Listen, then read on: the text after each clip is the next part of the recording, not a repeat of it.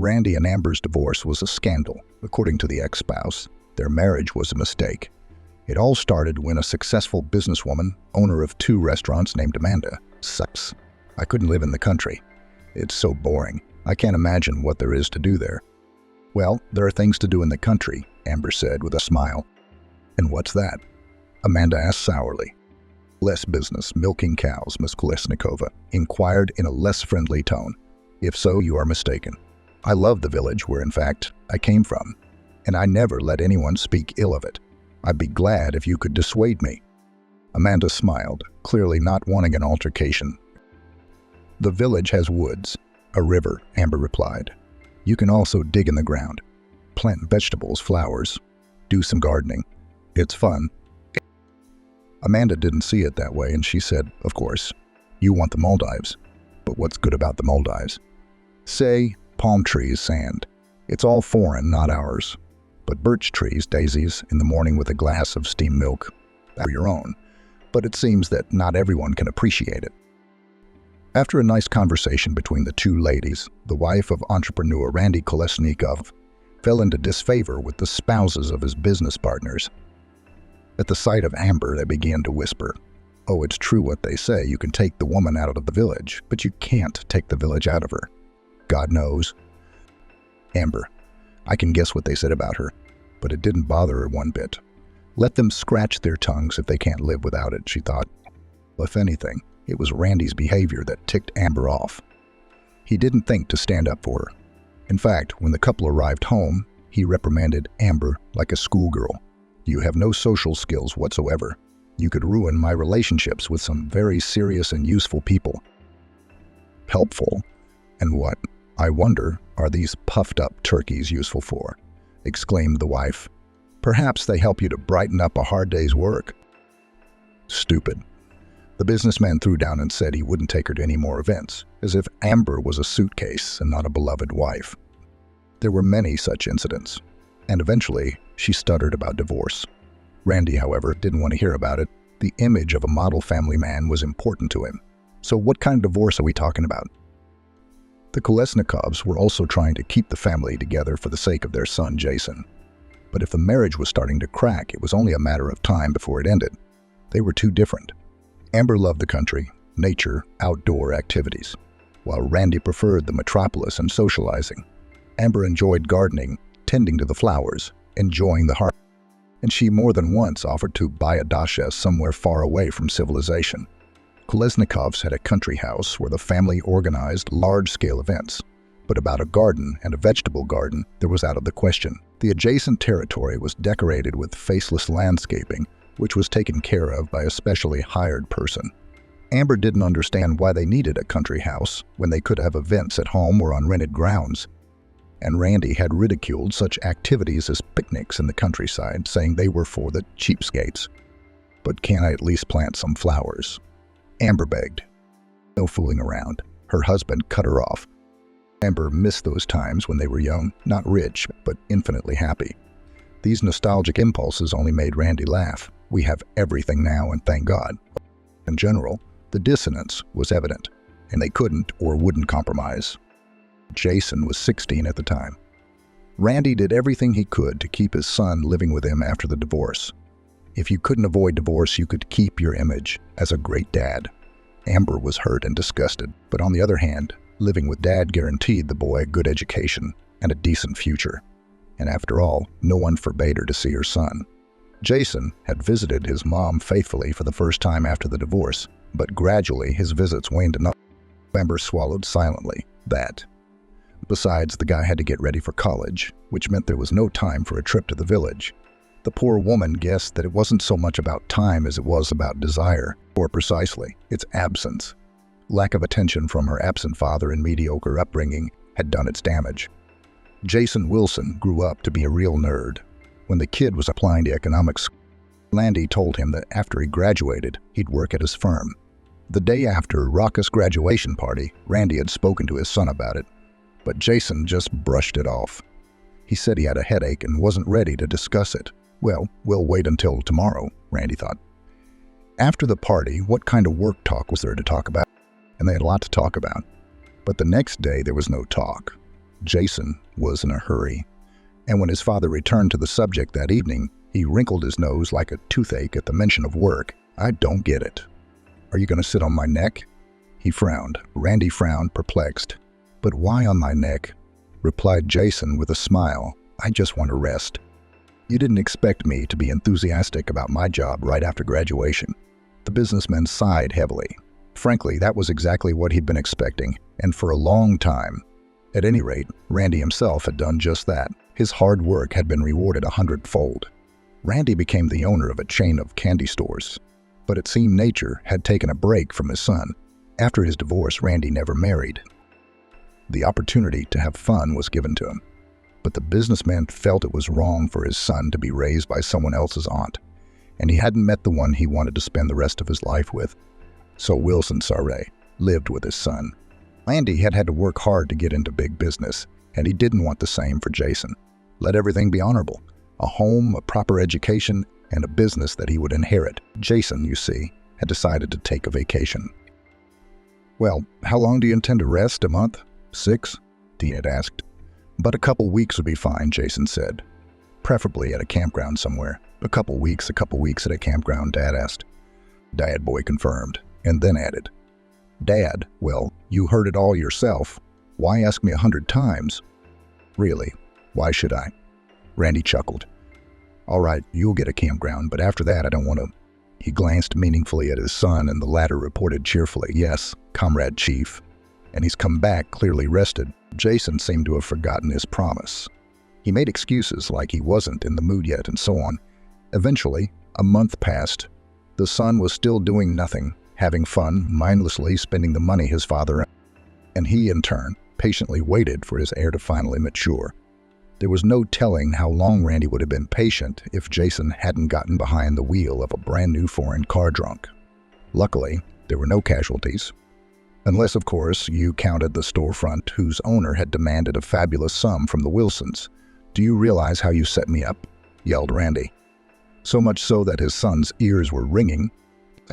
"Yeah, that bitch was just waiting for me to fly by, and no matter which way her MP hubby smears me against the wall, he'll be right."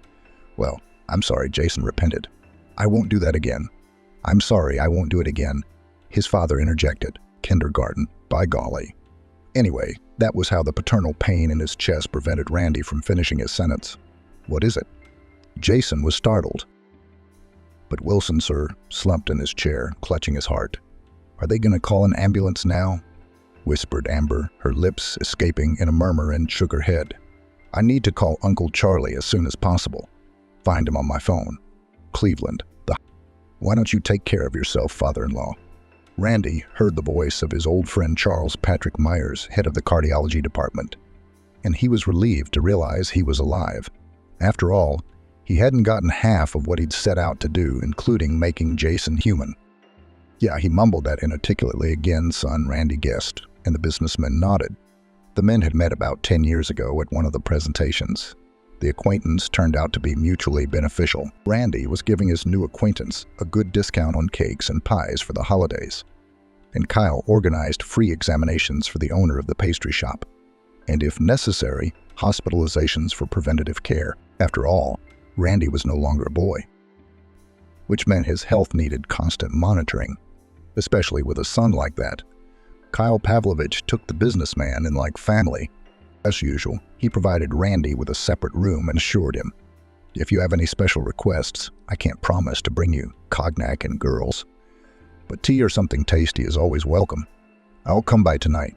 Let's talk, huh?" Kyle offered sympathetically. Dusk was slowly but surely settling over the city. The lion's share of the patients were sleeping peacefully, and the old buddies were having a leisurely conversation. "What's there to tell?" The businessman replied with a sigh. "Jason's a weirdo. Thought he'd learn, carry on my business, and he's going downhill. I can't think of a way to rein him in." "The case is young," Constantin remarked. "He'll grow up and take his wits about him. He's not the first, he's not the last. Be patient. I'd like to believe that, but I can't." One thing Randy respected his old buddy for was wisdom. How long had he known Constantine? The man always had good advice, no matter the situation.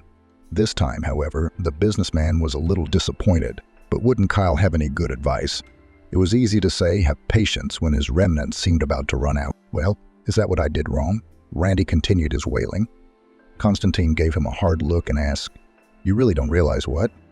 Well, if I did understand it, most likely I wouldn't be lying here. The surgeon friend spread his hands. I'm not sure it's worth talking about. Just talk already. The businessman waved his hand. Any advice is worth its weight in gold to me now. You might not like it, the doctor warned. Better the bitter truth than the sweet lie, Randy said. So what did I do wrong? Deprive the kid of his mother? He's so deprived. Frankly, he really didn't like Constantine's argument. Well, what did you expect? Mommy snorted. It's obvious. Obviously, it's obvious, Randy muttered slowly.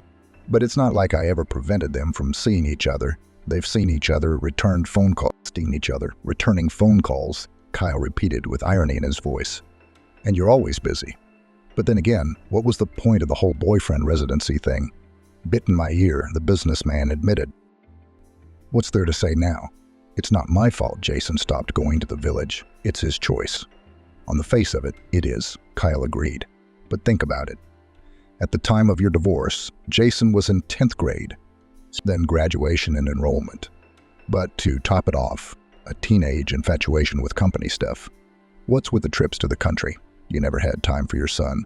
And if Mom had been around, things would have been a lot different. And you know me. I can't stand family matters, but I'll tell you, you and Amber shouldn't have gotten divorced in the first place. And she didn't want to live with me herself. The patient muttered to himself. Did you ask? Mike Constantine turned the conversation in an interesting direction. Randy had hoped Kyle would offer advice on how to deal with his son. When he about Amber, Randy sighed. It was a good point. However, he would not discuss his ex-wife. It was too personal. Bones, it was a mutual decision between me and her.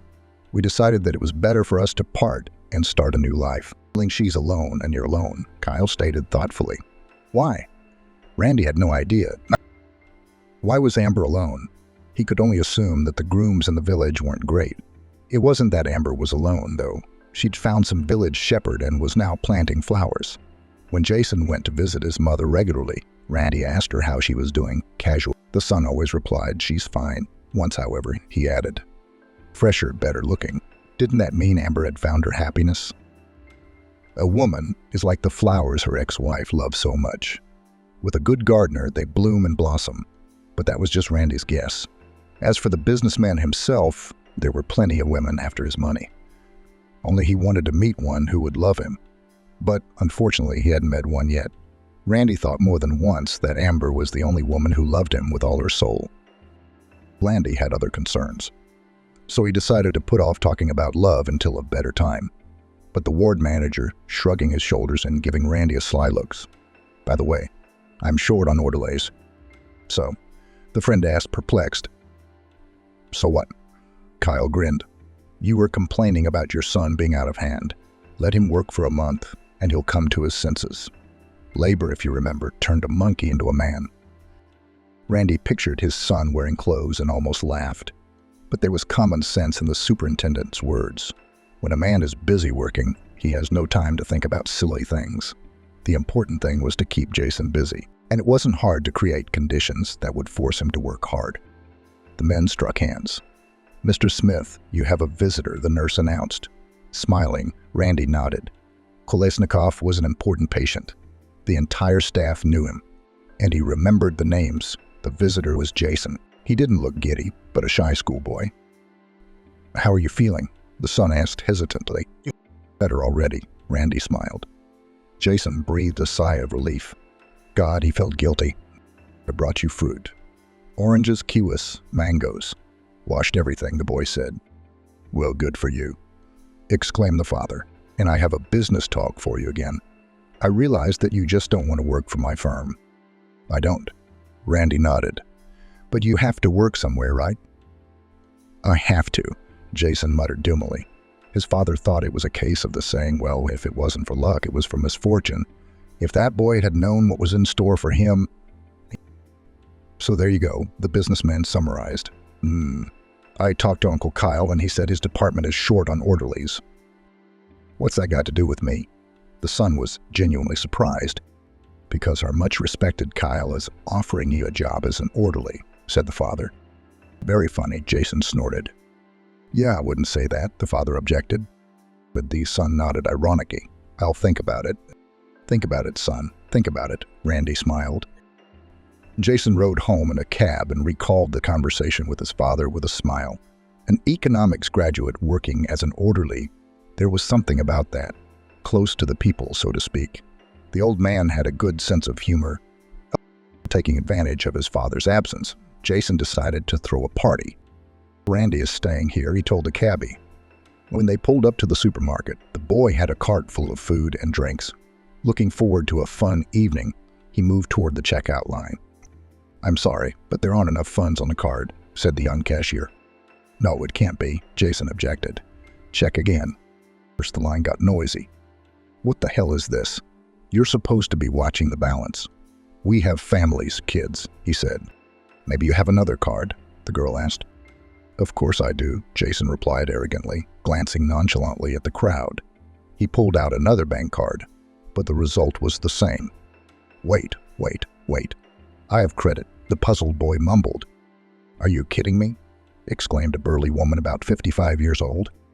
I don't have a pair of legs, by the way, and I haven't tried to walk, Jason snapped. She and the shayer said nonchalant.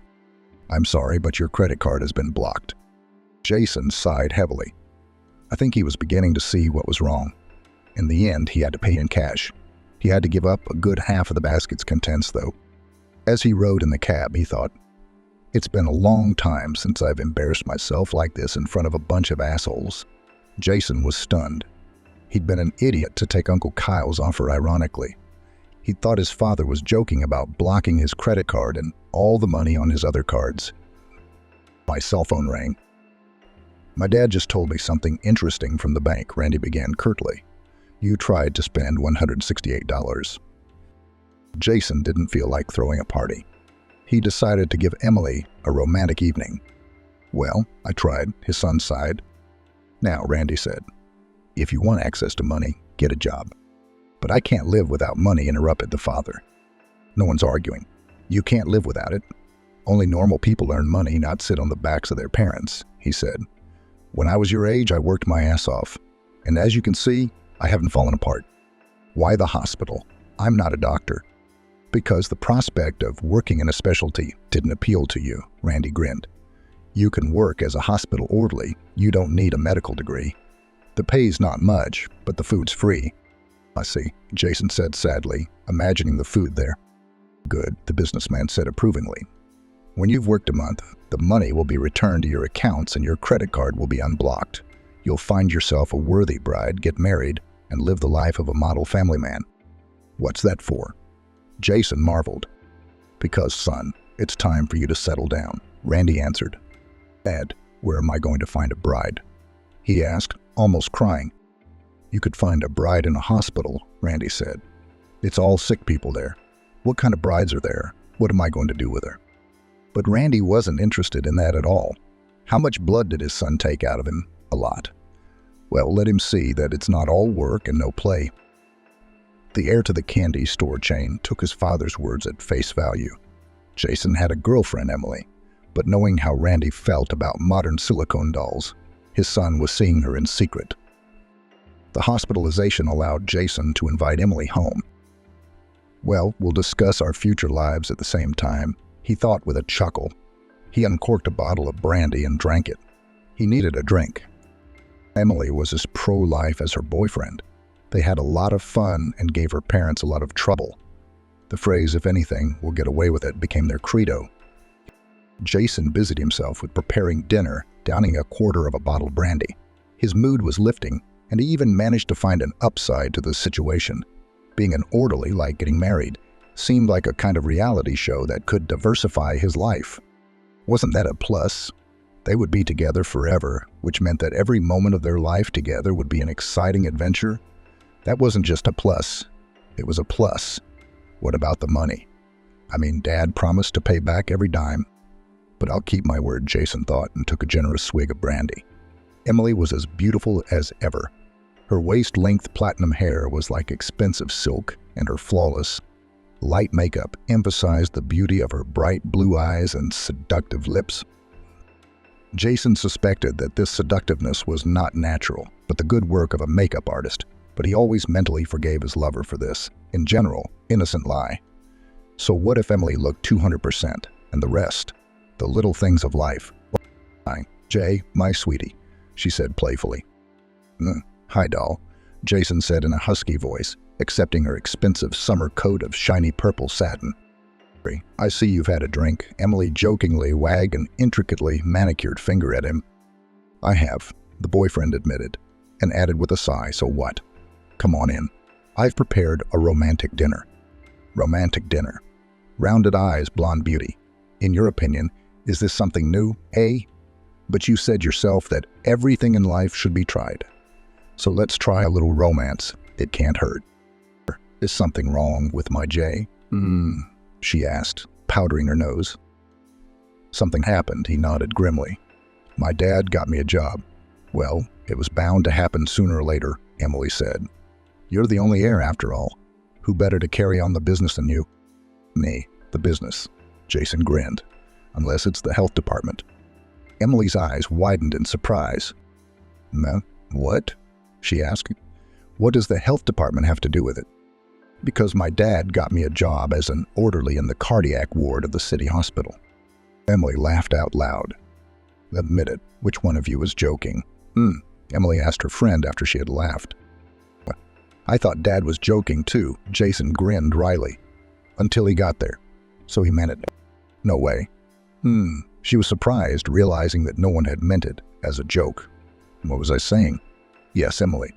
It's fun, she said, still impressed by her lover's message. Vova will have something to tell his girlfriends about too. Prude. Marry me, Jason said bluntly. Marry an orderly. It's what I've always wanted to do. He said. It wouldn't be forever, Jason explained. I'm there temporarily as punishment, you know. It'll be like fun reality show.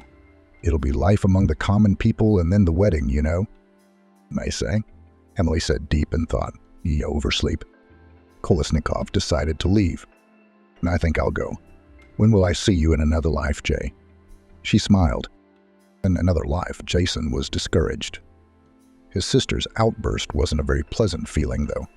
The next afternoon, he decided to call Emily to set the record straight. Frankly, Jason didn't understand her train of thought. No. Hello? She answered in a sleepy voice. Hey, hello, princess, he said fondly. Who is this? He heard a sleepy man's voice. Hang up the phone and come to me. Jason Jr. was disappointed. His disappointment was immediately replaced by resentment. That's how it is, he thought. That evening, he went on social media and saw a picture of Emily and his buddy Tyler Parker. Here's the sweet couple leaving a nightclub, and here they are at a coffee shop where he's greedily feeding his new fling dessert. Well, Tyler has a nice appetite, Jason thought with a chuckle. I thought you were a friend. He remembered how a little over a year ago, at the beginning of his relationship with Emily, he'd been told by a lazy person that she'd always been fickle, and his classmate Vincent Carver had somehow been too quick to avert his eyes when Jason had been blinded by his passion for Emily. He hadn't given it much thought at the time. Now the truth was clear. I present to you a new employee, Kyle Pavlovich, Mikhailov said with a fatherly smile to his subordinates. Jason Randyevich Kolesnikov is our new orderly. Jason Randyevich, welcome to the team.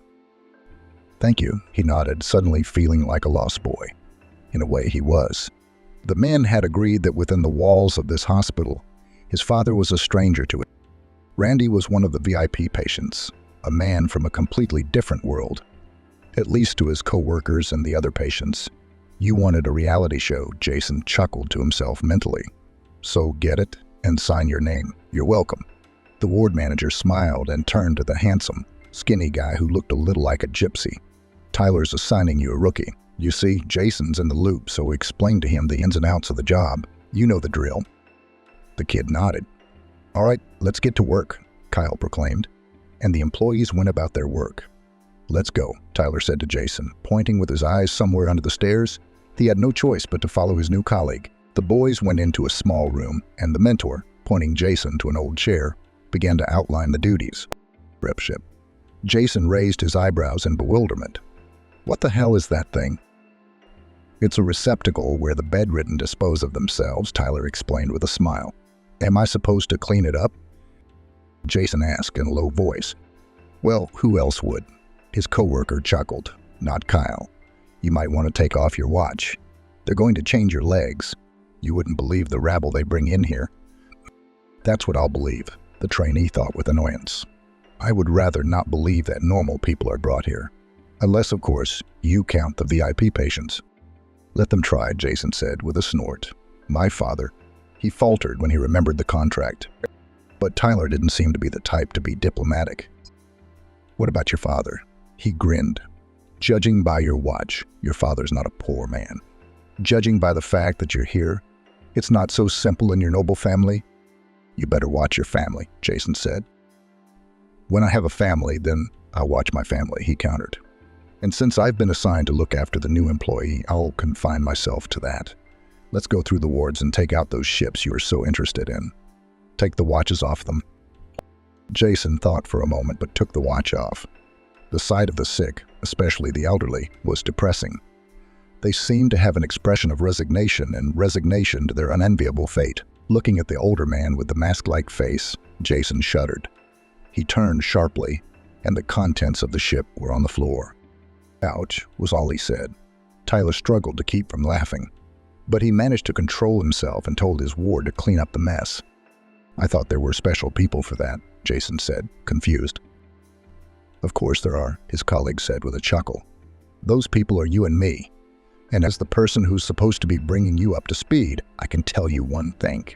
The sooner you start practicing, the better you'll be at your job. Or maybe you want to offer me money to fix your joint. Jason hadn't planned any such thing, though he had to admit it. It wasn't a bad idea, except there wasn't much money to be made. Anyway, he had to clean up what he spilled. After all, it was really his fault. On his lunch break, Jason asked Tyler if there was a cheap cafeteria nearby. Did you blow your scholarship? He said. Why do you need a cafeteria? This is where they feed the staff. Jason couldn't take it anymore. What do you want from me? I asked a specific question and wanted a specific answer. And I'm satisfied to say Tyler. So you have a temper, huh? Well, you're crazy. The businessman's son dropped those words and headed for the exit. Well, after a closer look at the contents of his wallet, he came to the disappointing conclusion that there wasn't much money in it. So Jason wandered doomedly into the kitchen. To his delight, the hospital food turned out to be quite good.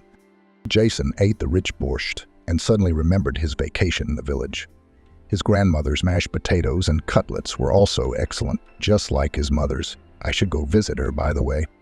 Jason suddenly realized that, for the first time in years, a good human thought had entered his head. And what would that mean? So how was your first day of work? Kyle asked when they arrived at Randy's room at the end of a hard day's work. Apparently fat, Jason complained. I'll probably sleep like a baby tonight. I've never been so tired in my life.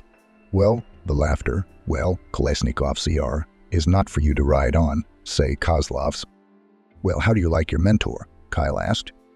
Yes, some concussed. Jason replied with annoyance. He's clinging to me, tearing me down all the time. Don't hurt the orphan, the family friend said. Well, that makes sense, the boy thought. Not that he was prejudiced against orphans, but judging by the individuals involved, everyone owed them a favor. There were a couple of them at the university Jason attended. The lecturer fails the exam. They have a way to cut off the treacherous teachers. If I wasn't an orphan, you wouldn't be so prejudiced against me. Well, and of course, almost impute to the home children that they had everything and above all loving parents, and not so destitute, as if someone was guilty of it in front of them. They wouldn't understand. He thought and limited himself to promising not to hurt the orphan. Andrew didn't know why he was picking on the interns. Yes, a major, but he hadn't done Andrew any harm. Unlike that drunken brat who ran to the car his mother and stepfather were driving. Andrew was only 8 when his life was split into a before and after. His grandparents were gone too. Ever since then, Andrew had hated the majors. And even though the kid realized that Jason wasn't guilty of anything in front of him, he couldn't help it. After 10 days, Randy Kolesnikov was discharged from the hospital, and his son continued to work as an orderly. I must say, Kyle Pavlovich was pleased with him. The head of the department was friendly with Jason, but he didn't even think about doing him any favors. Jason didn't expect any. On the contrary, he was very grateful to Kyle Pavlovich for giving him the opportunity to rethink his life. "How is my son?" asked the head of the department. "How is my son?" He replied, "Your guy is far from hopeless. He's trying." "I don't know how to thank you," Randy replied. "Oh, come on," Mikulev said. "I didn't really do anything special." "No, you didn't. It's worth a lot," Randy objected. After receiving the advance payment, the boy bought some goodies and went to his mother's house. Amber was pleasantly surprised, and they had a great time. Jason returned home and thought that only now the son began to really live, not exist. He held a modest position as an orderly, but he had never been so truly happy. Except that his relationship with Andrew remained strained. The two young men were at odds, and even the most insignificant dispute could turn into a serious bickering. Once, when Andrew once again said some barbs to Jason, he could not help himself and hit his colleague. A fight ensued. The coworkers had to break the guys up. Whatever you say, social inequality should not be underestimated. There's no telling how long it would have lasted if it hadn't been for chance. Andrew approached the smoking room and suddenly heard a woman's voice. "I'm telling you for sure, this pretzel is the son of the pastry shop owner. What's his name?" "Kolesnikov. Can you catch up?" Another voice answered. "Why does he work as an orderly?" "Well, maybe he just looks like him." "And the last name?" excitedly exclaimed the lady. And Andrew realized with horror that it was Jenna, the nurse. "But anyway, after lights out, they're going to go clean the restrooms and pick up the labs. And I'll give you the keys to their room, no problem. The cabinets aren't locked because there's nothing to steal. Who knew a royal bird would fly in there?" Jenna giggled. And the door to the smoking room swung open. Andrew barely had time to duck around the corner. Jenna and some unshaven guy came out of the smoking room. Judging by the pajamas, a patient, and judging by the criminal face, Andrew suddenly remembered how the patient had lost money a couple months ago. Coincidentally, Jenna worked that shift, too. Or is that a coincidence? Unlikely, Andrew thought. Oh my God, is Jenna stealing? As if in a dream, he walked into the staff room. Jason was drinking coffee. "Jason," Andrew addressed him. "You wouldn't happen to have any valuables with you, would you?" "Why do you ask?" Jason chuckled. Suddenly, he realized that his colleague had asked for a reason. Randy sat there with a serious look on his face. "Yes," Andrew answered evasively. He didn't want to tell what one of the nurses was doing. Life in the orphanage had taught him caution. "Just stay alert," his partner said and left the room. The change in Andrew's behavior puzzled Jason. But there was no time to think. The only thing of value was an expensive cell phone. When Jason and Andrew finished their work, it was after midnight. "Guys, you're wanted at the post," Amber said, waiting for them outside the staff room. Andrew grinned cheerfully. Jason looked at him in surprise. He calmly opened the door, where a surprise awaited them, a familiar-looking guy in pajamas. In his hands was Jason's wallet, which he quickly tucked behind his back. "What are you doing here?" "I'm checking in." "And you are?" "Yeah, it's all her." The unlucky thief realized he was in big trouble. "And what's behind your back?" "I just cleaned it up." He put his wallet on the table. "I just wanted to take a look, but it was all her," Andrew continued with a chuckle. Anyway, I'm calling the cops." "No." The intruder was scared. "No cops." Jason looked out into the hallway. Amber was gone. "How long have you and Amber been working together?" "We're not a couple," she said. "Rich guy, so He sighed. The cops were called. Turns out Amber had a long history of theft and often helped thieves with tips. The nurse was arrested, and the patient in need of treatment was released on his own recognizance. "Bye." "Thanks, buddy. If it wasn't for you, I'd have gone to the post like a fool and been penniless." "Andrew, you'd be broke?" "Okay, I'll shut up. How did you find out?" "I overheard a conversation." Andrew sighed. "Okay, so peace." "Peace." The guys exchanged a firm handshake and have been friends ever since. It was sensationalized. Some joked that it was one step from hate to love. Others accused Andrew of being self-serving, but the boys didn't care. Out of class animosity grew a real friendship. Jason got to know Andrew's friends and found them to be great guys.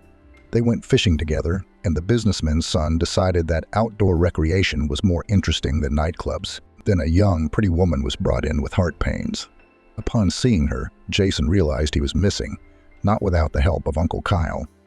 The guys found out her name was Amanda. "Did you see the girl they brought into room 4? And you're nodding. "I did. She's cute. I think I'm going to have to get my fishing pole." "Merchant's possessions. A man's sick. Or don't you rich people care about that? Come see." "Andrew, what are you doing?" "I'm not crazy." But Jason didn't realize that the young patient had impressed his friend, too. But is that a reason to give up on love? A few days later, Jason decided to visit Amanda, and they had a nice conversation. When he saw someone leave her room, Andrew gloomed. "How's it going?" What?" "We had a chat." "Andrew." "That's it." "Oh, that's it. So challenge me to a duel." "Andrew, you're laughing. I can see by the look on your face that I've hit the mark." What's there to cry about? The relationship between them grew cold again. Jason sincerely regretted it. While hopelessly in love, Andrew was angry with him. It made Jason sad. But even more troubling to him was the other question.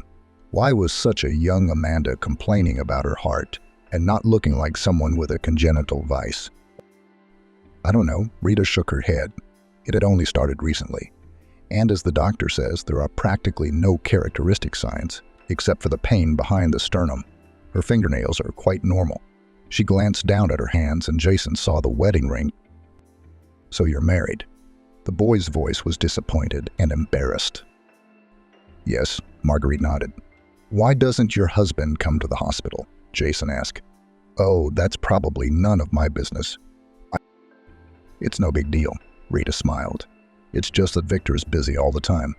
He's new to the business, so he has to work hard. He's promoting his firm."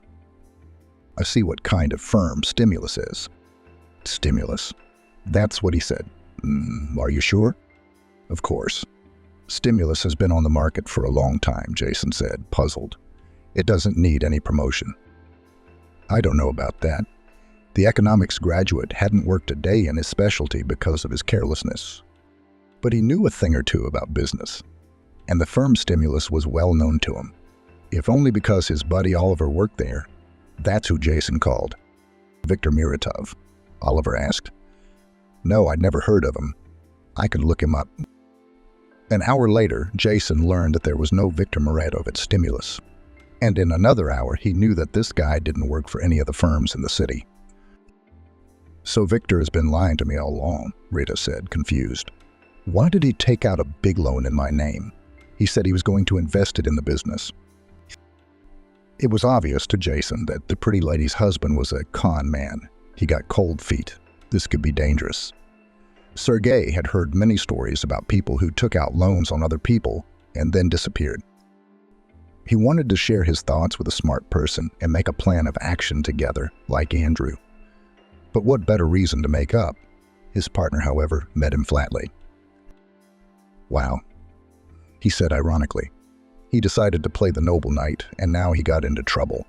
"Andrew, this is a very serious matter, and you can't do it alone. And just so you know, Rita's married." "I'm sorry," Andrew said. "But that's no problem for someone like you." Anyway, we didn't have a conversation. I don't have anyone to talk to now, Jason thought. Maybe my dad? Landy, meanwhile, had his own worries. And it wasn't about another $1 million deal. Since the hospital, he had thought more than once about what Kyle had said about himself and Amber and had come to the conclusion that the situation was indeed unhealthy. And Randy also realized that he had missed someone so dear, so real, all these years. And it's time to start over with her, he thought on the way to the flower shop where he bought all the roses and drove to the village. Randy was in for disappointment. When he arrived, he learned that Amber no longer lived at that address. Moreover, a huge construction site had taken the place of the street. "So where can I find her?" muttered the businessman. The next day, he connected all his connections and found out that one unreasonably enterprising farmer decided to build an elite dacha settlement. And his ex-wife and other residents of the street were forcibly relocated to another place. "What kind of farmer?" Kolesnikov asked, and his tone did not bode well. Randy recognized the name of the enemy and began to make inquiries about him. A lot of interesting facts came to light, which put the farmer's reputation at risk. The meeting with Nicholas Bykow, as he was called, went splendidly. The unflattering things about the farmer had served Randy well, and now Mr. Bykoff would be outed of the elite village. Well, that was good. But where was Amber? A few days later, Randy found her in the middle of nowhere. She was renting a corner from some deaf grandmother. Amber walked out to meet her ex-husband, and his heart suddenly ached. She was so beautiful and so lonely. "Where can we talk?" Randy asked. They walked to the old gazebo. The smell of fall apples hit his nose. "Good to see you." The businessman began awkwardly. "Amber, why didn't you ask me for help? I would have bought you an apartment." "I don't want your apartment," she replied. Amber sighed. "It's long over between us, and we don't owe each other anything." "Yeah, right. But I've been such an ass. I've been doing a lot of thinking lately, and anyway, let's start over. I want to be with you, period." "And it took you 6 years to realize that."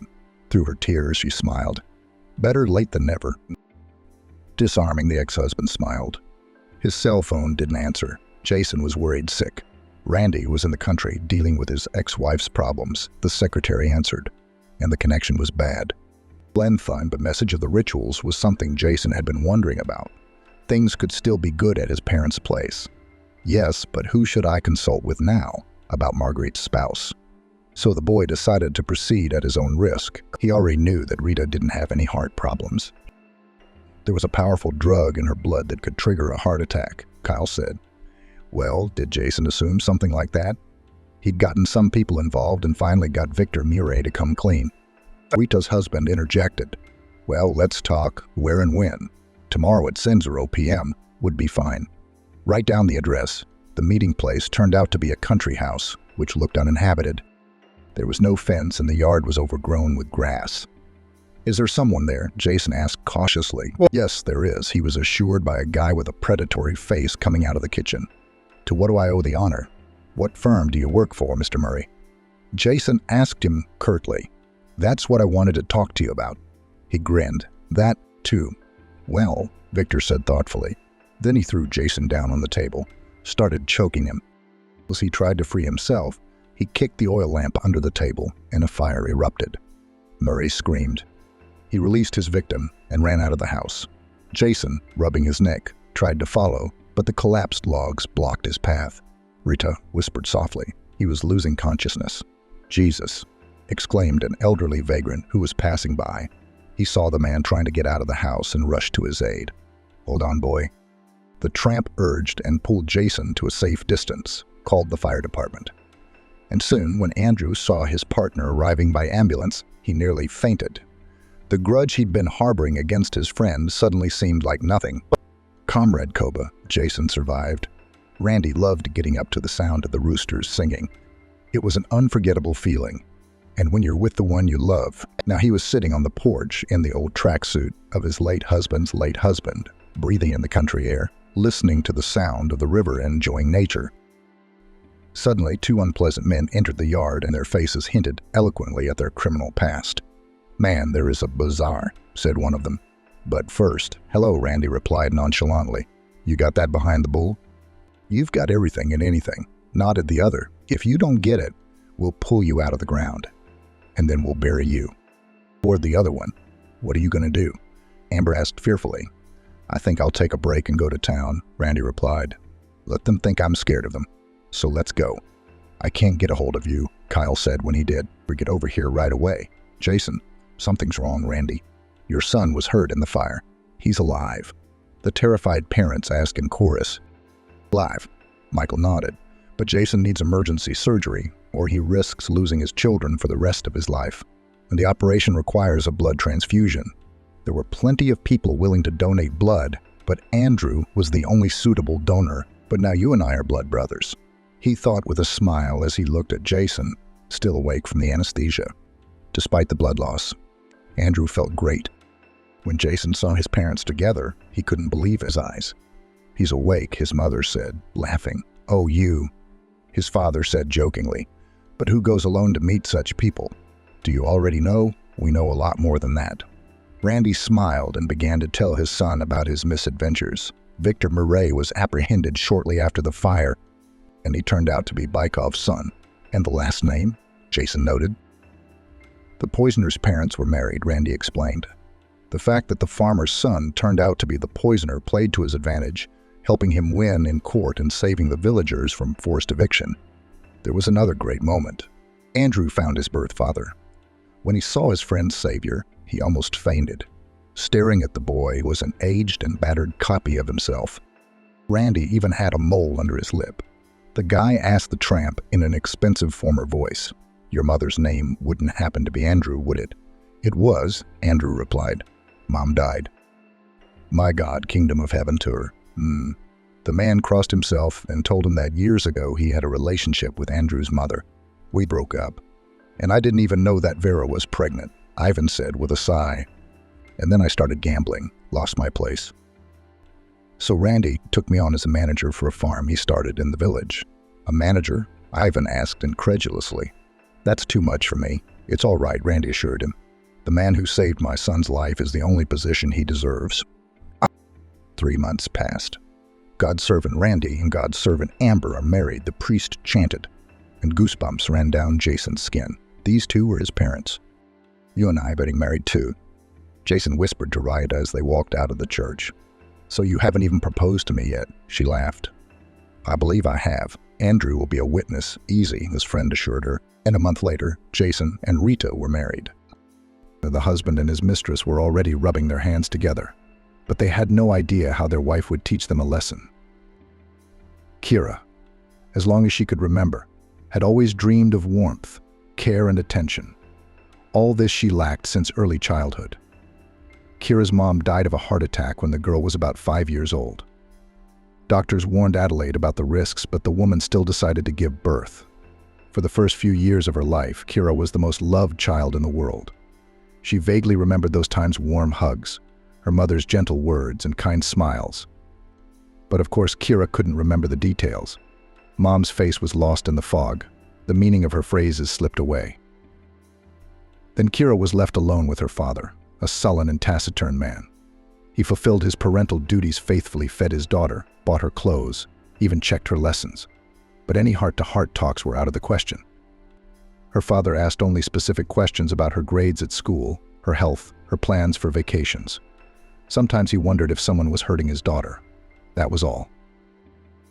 Kira didn't know, couldn't remember if Dad had always been so unsociable, or if he had been so changed by the death of his beloved woman.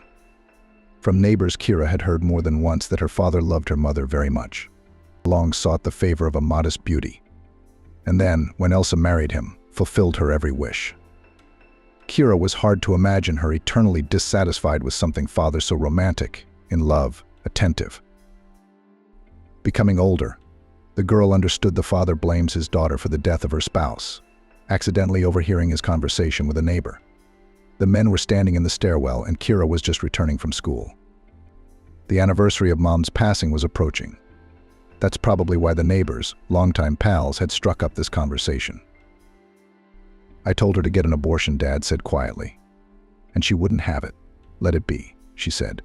She had a feeling it would end well. Kira, hearing these words, froze under the stairs. She just couldn't go up now and make her presence known. "Well, that's how it ended up being okay at first," Uncle Vince, the neighbor, pointed out. Kira knew her mom was friends with his wife and Aunt Elsa. Kira was born. Adelaide still had a whole 5 years to live afterward. "That's so sad," Dad agreed. But her health deteriorated. I could see it right away. She got worse. And then there were those sleepless nights. You know, I tried to get up myself to see my daughter so Adelaide could rest, but I couldn't be there all the time. Those bastards. They finished her off after 5 years. That's for sure. Even the doctor confirmed it. Kira took it hard. She hadn't discussed it with anyone. And who would she tell? Her father, as it turned out, considers her the culprit of all his misfortunes. That's why he probably doesn't talk to his daughter much. Kira didn't have any grandmothers. Or rather, there was one Dad's mom, but she lived far away in the village. They saw each other very rarely, and of course warm, trusting relations between them did not arise. And girlfriends. What about girlfriends? You can't talk to them about such topics, they won't understand. They're just fine. Everyone has a mom and a dad. Not everyone has a mom and a dad. But mom's the main one. How many tears were shed into the pillow in her childhood teenage years, longing for a mother the girl hardly knew or remembered. Sadness over the cool and strained relationship with her father. Kira dreamed of growing up sooner, having a family of her own, having children. She had no doubt that sooner or later a man would appear in her life who would love and protect her. And Kira would become happiness for him, a source of energy and inspiration. Her father probably loved her in his own way, took care of his daughter as best he could, worried about her future. It was her father who arranged for the girl to go to the University of Economics and Law, and even to the prestigious Faculty of Finance and Economics, and made some connections. And now his daughter, who would hardly have entered on general grounds, is a student of the best university in the city. No, Kira was not stupid or lazy. She always studied well at school and diligently did her homework.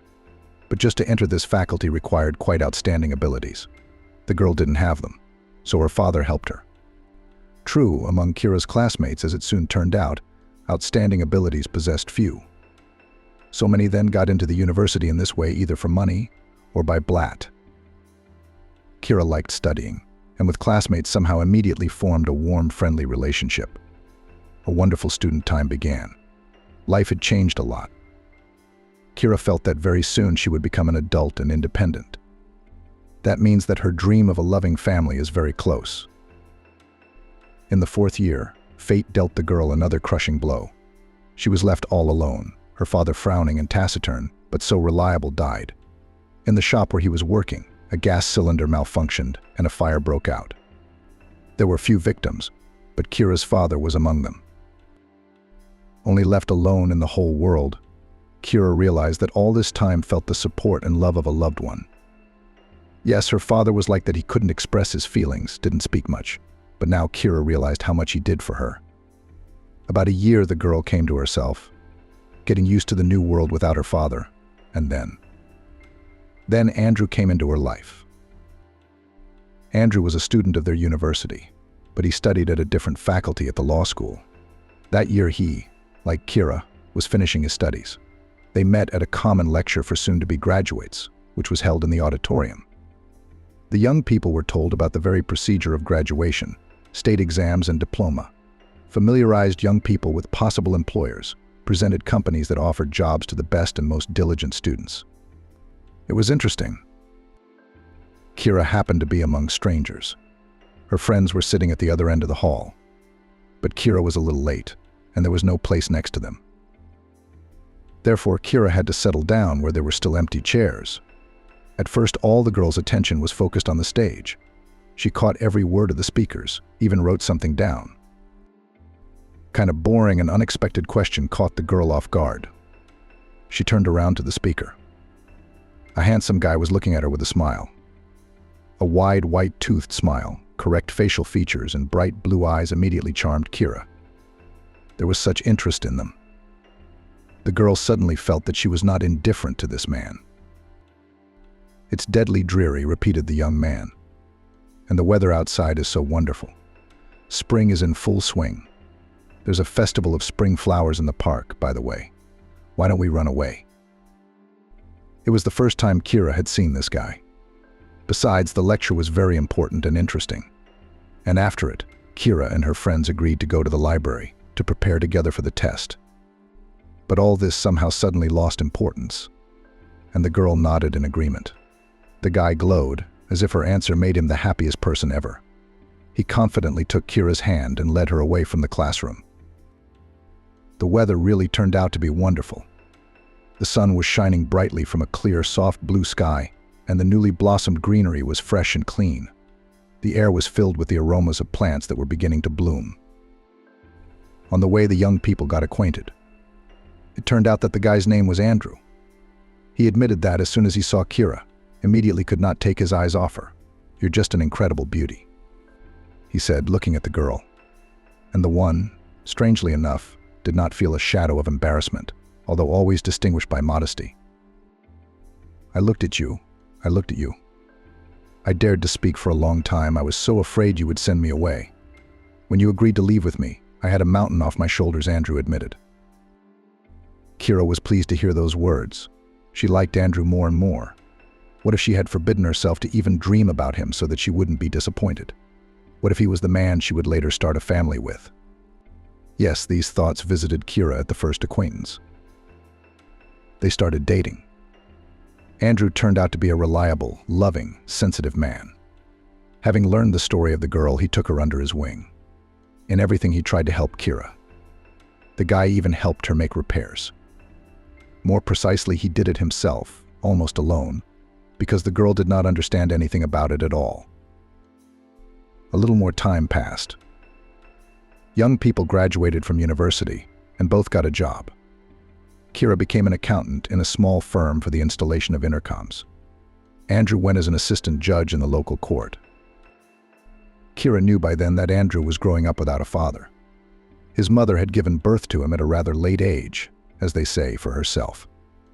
She was a powerful woman who had spent her entire life working in a management position at the airport. Even now, at her advanced age, she was reluctant to leave her position. Andrew kept trying to introduce Kira to her, but for some reason the girl was afraid. What if Andrew's mother didn't like her?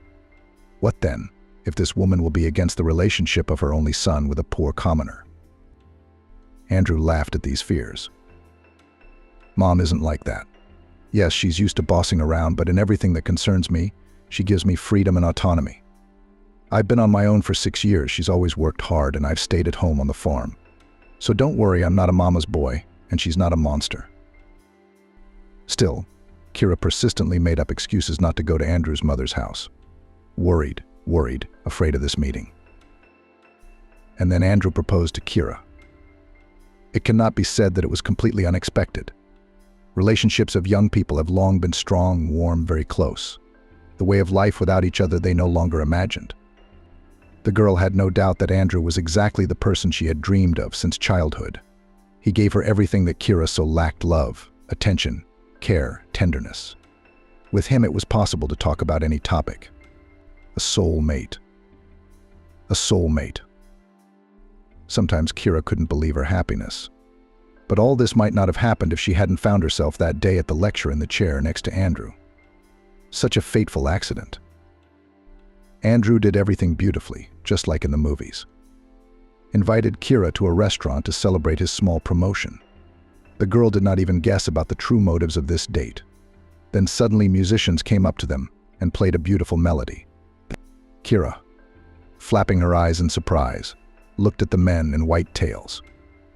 Then a waiter appeared with a luxurious bouquet of roses. Andrew took it from the hands of the young man and with a smile presented it to Kira, then deftly pulled out of his pocket a velvet box. "Be my wife," Andrew smiled, looking into Kira's eyes. "You are the most beautiful girl in the world. I love you and I really want to be by your side forever." The girl then even had tears flowing from her eyes, so moved was she. This proposal was made so beautifully. Andrew carefully prepared for the meeting, so much thought out. What was happening resembled a scene from a good, though not too original, melodrama. The young people began to prepare for the wedding. Both decided that they did not need a lavish celebration, just a party with friends from the university in a restaurant. And yet it was necessary to solve a lot of issues, to book a place in the registry office, to find a restaurant, to think over the menu. And of course now Kira had to meet Andrew's mom. There was no point in postponing the meeting any longer. Kira remembered the day she'd first seen Maggie. The girl had been terribly nervous, but the woman who opened the door seemed to be smiling at her quite genuinely.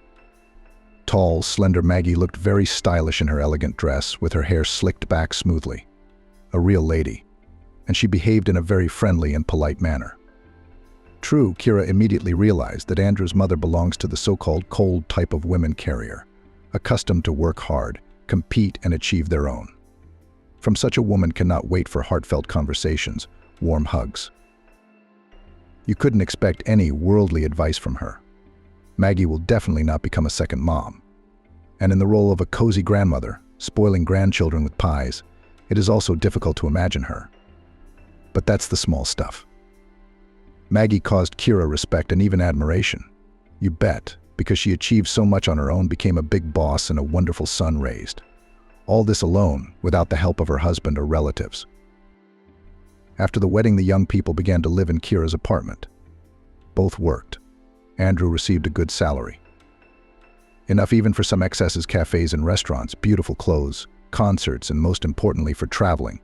For 2 years of marriage, Young managed to fly to the sea 5 times. Not to luxury resorts with 5-star hotels, but still it was a wonderful vacation. Fun, carefree, full of sun and warmth. Kira and Andrew together learned to lead a household. In principle, the young wife knew how to do everything because she had been living alone for a long time. But the head of the family had to master new skills. Although Andrew coped with it quickly and even as if playfully, Kira felt happier than ever. Nearby was a man who understood her half a word. Andrew listened with interest to Kira's news, accumulated during the day, in all situations took her side, and also often hugged his young wife on and off. Kira realized that she finally met the man she had dreamed of for so long, and mentally thanked fate for this chance encounter. And then the newlyweds had their first son, Max. The name was chosen by Andrew. That was the name of his neighbor, who paid a lot of attention to the boy and became for him a kind of replacement for his grandfather. This was a respected man, serious, intelligent. He headed the local factory for a long time. That would be our Max, as smart and responsible turned out, dreamed the young father, rocking his tiny son in his arms. Kira nodded her head. She had slightly different plans for this child. The young mother wanted Max to be happy and healthy, and the rest was not so important. You didn't have to be a factory manager at all to feel joyful and peaceful. Max really turned out to be a lively and incredibly curious kid. He was ahead of his peers in many ways. Early went, early spoke. The baby constantly asked his parents questions, was interested in the world around him, tried to understand literally everything. Newly baptized parents did not want a soul in the firstborn. And so when he was about 4 years old, they decided that it was time to give birth to Max's little sister. Kira hoped that she and Andrew would have a daughter. She wanted to give that little girl all the things she didn't have: pretty dresses, fancy hairdos at matinees, conversations about girlish secrets like hugs and kitchen chores and such.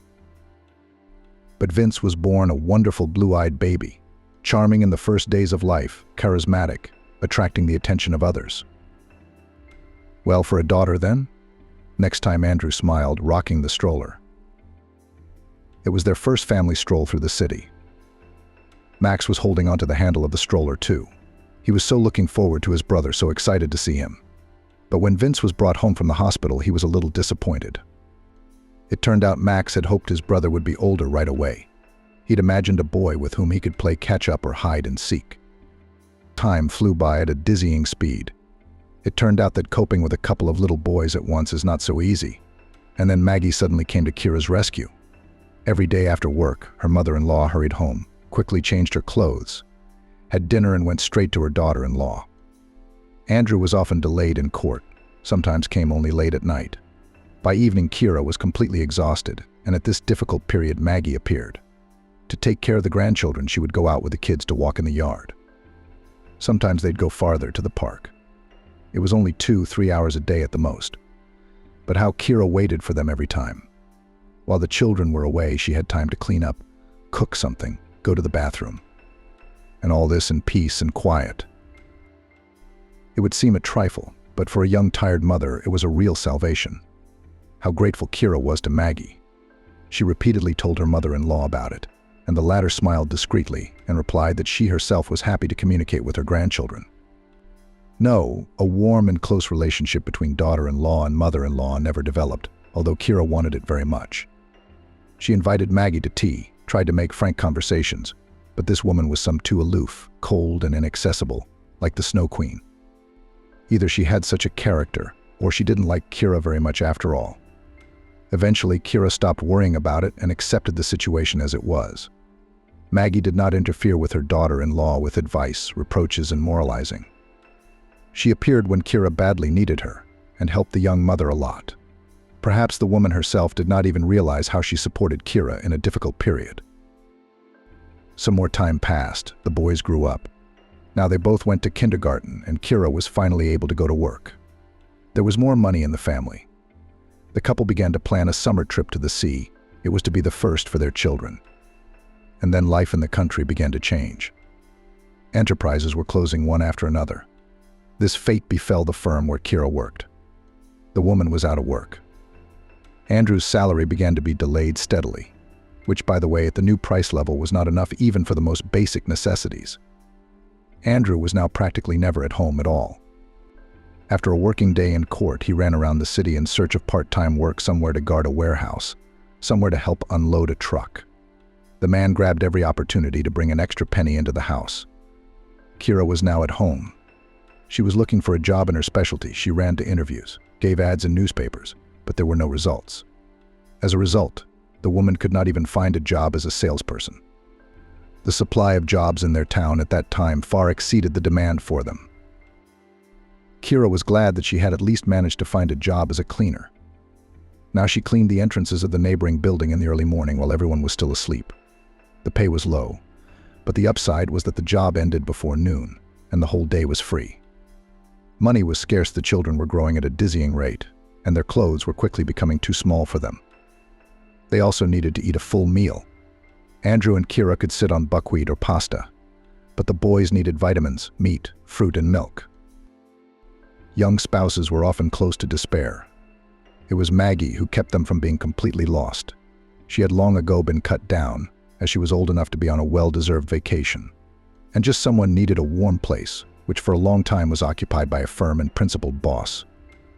But for years of work at a fairly high post, Maggie managed to save a certain amount of money.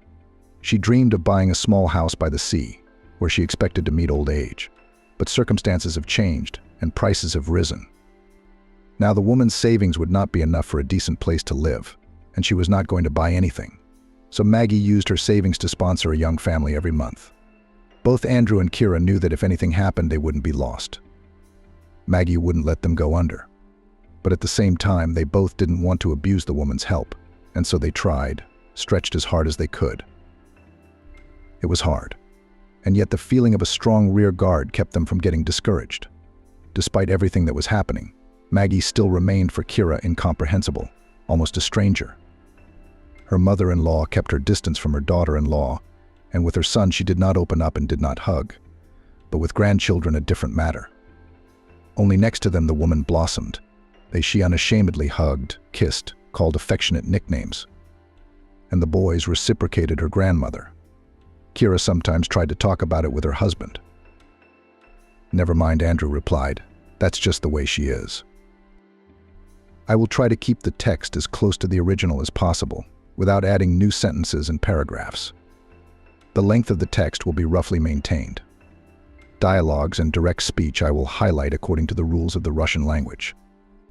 The text will be divided into paragraphs. Phraseologisms will be replaced by more modern or simple expressions. Punctuation marks will be inserted according to the rules of the Russian language. All names and city names will be replaced with American names written in Russian letters. Name substitutions will be made according to the suggested list or made up by yourself if the name is not on the list. Mom was always like that. He smiled. Just a person so kind, good, loving. But she doesn't know how to show her feelings. Maybe it's because Mom grew up in an orphanage, didn't get love as a child. So she doesn't know how to express her feelings. But she's reliable, and she doesn't abandon her own. When Andrew and Kira's sons went to school, Maggie took over the lessons. It turned out that she once, many years ago, wanted to become an elementary school teacher. Then the woman's career took a different path, but now the long-time dream was realized in her grandchildren. Grandmother enthusiastically practiced with the boys. She knew how to be strict and demanding, but at the same time she emphasized to interest Max and Vince, to instill in them the desire for knowledge, to develop the innate abilities of her grandchildren.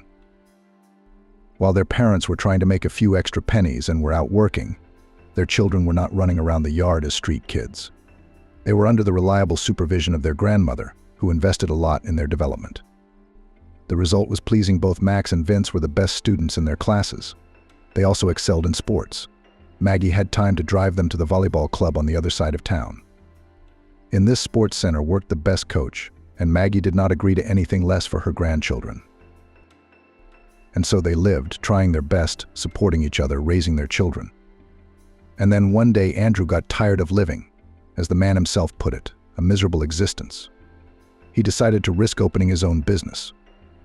It is clear that the money for the promotion of the businessman took from his mother. And where else? Not in the bank at a crazy interest rate to make loans. Andrew bought in a neighboring city from a warehouse small things, technical sold on the market more expensive and immediately received, albeit small, but a profit. Success inspired. Andrew decided to work in this direction and registered as an individual entrepreneur. Kira helped him with the documents.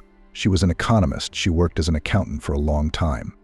So reporting and primary documentation were entirely on her. The couple rented a place in the market and started work. At first, the business was slow. The client base had not yet been built up. Links with suppliers had not been established. Profits in the first few months were either minimal or non-existent. I had to solve many different problems. Sometimes I even wanted to give up, but in the end the business went on, and the small store earned money.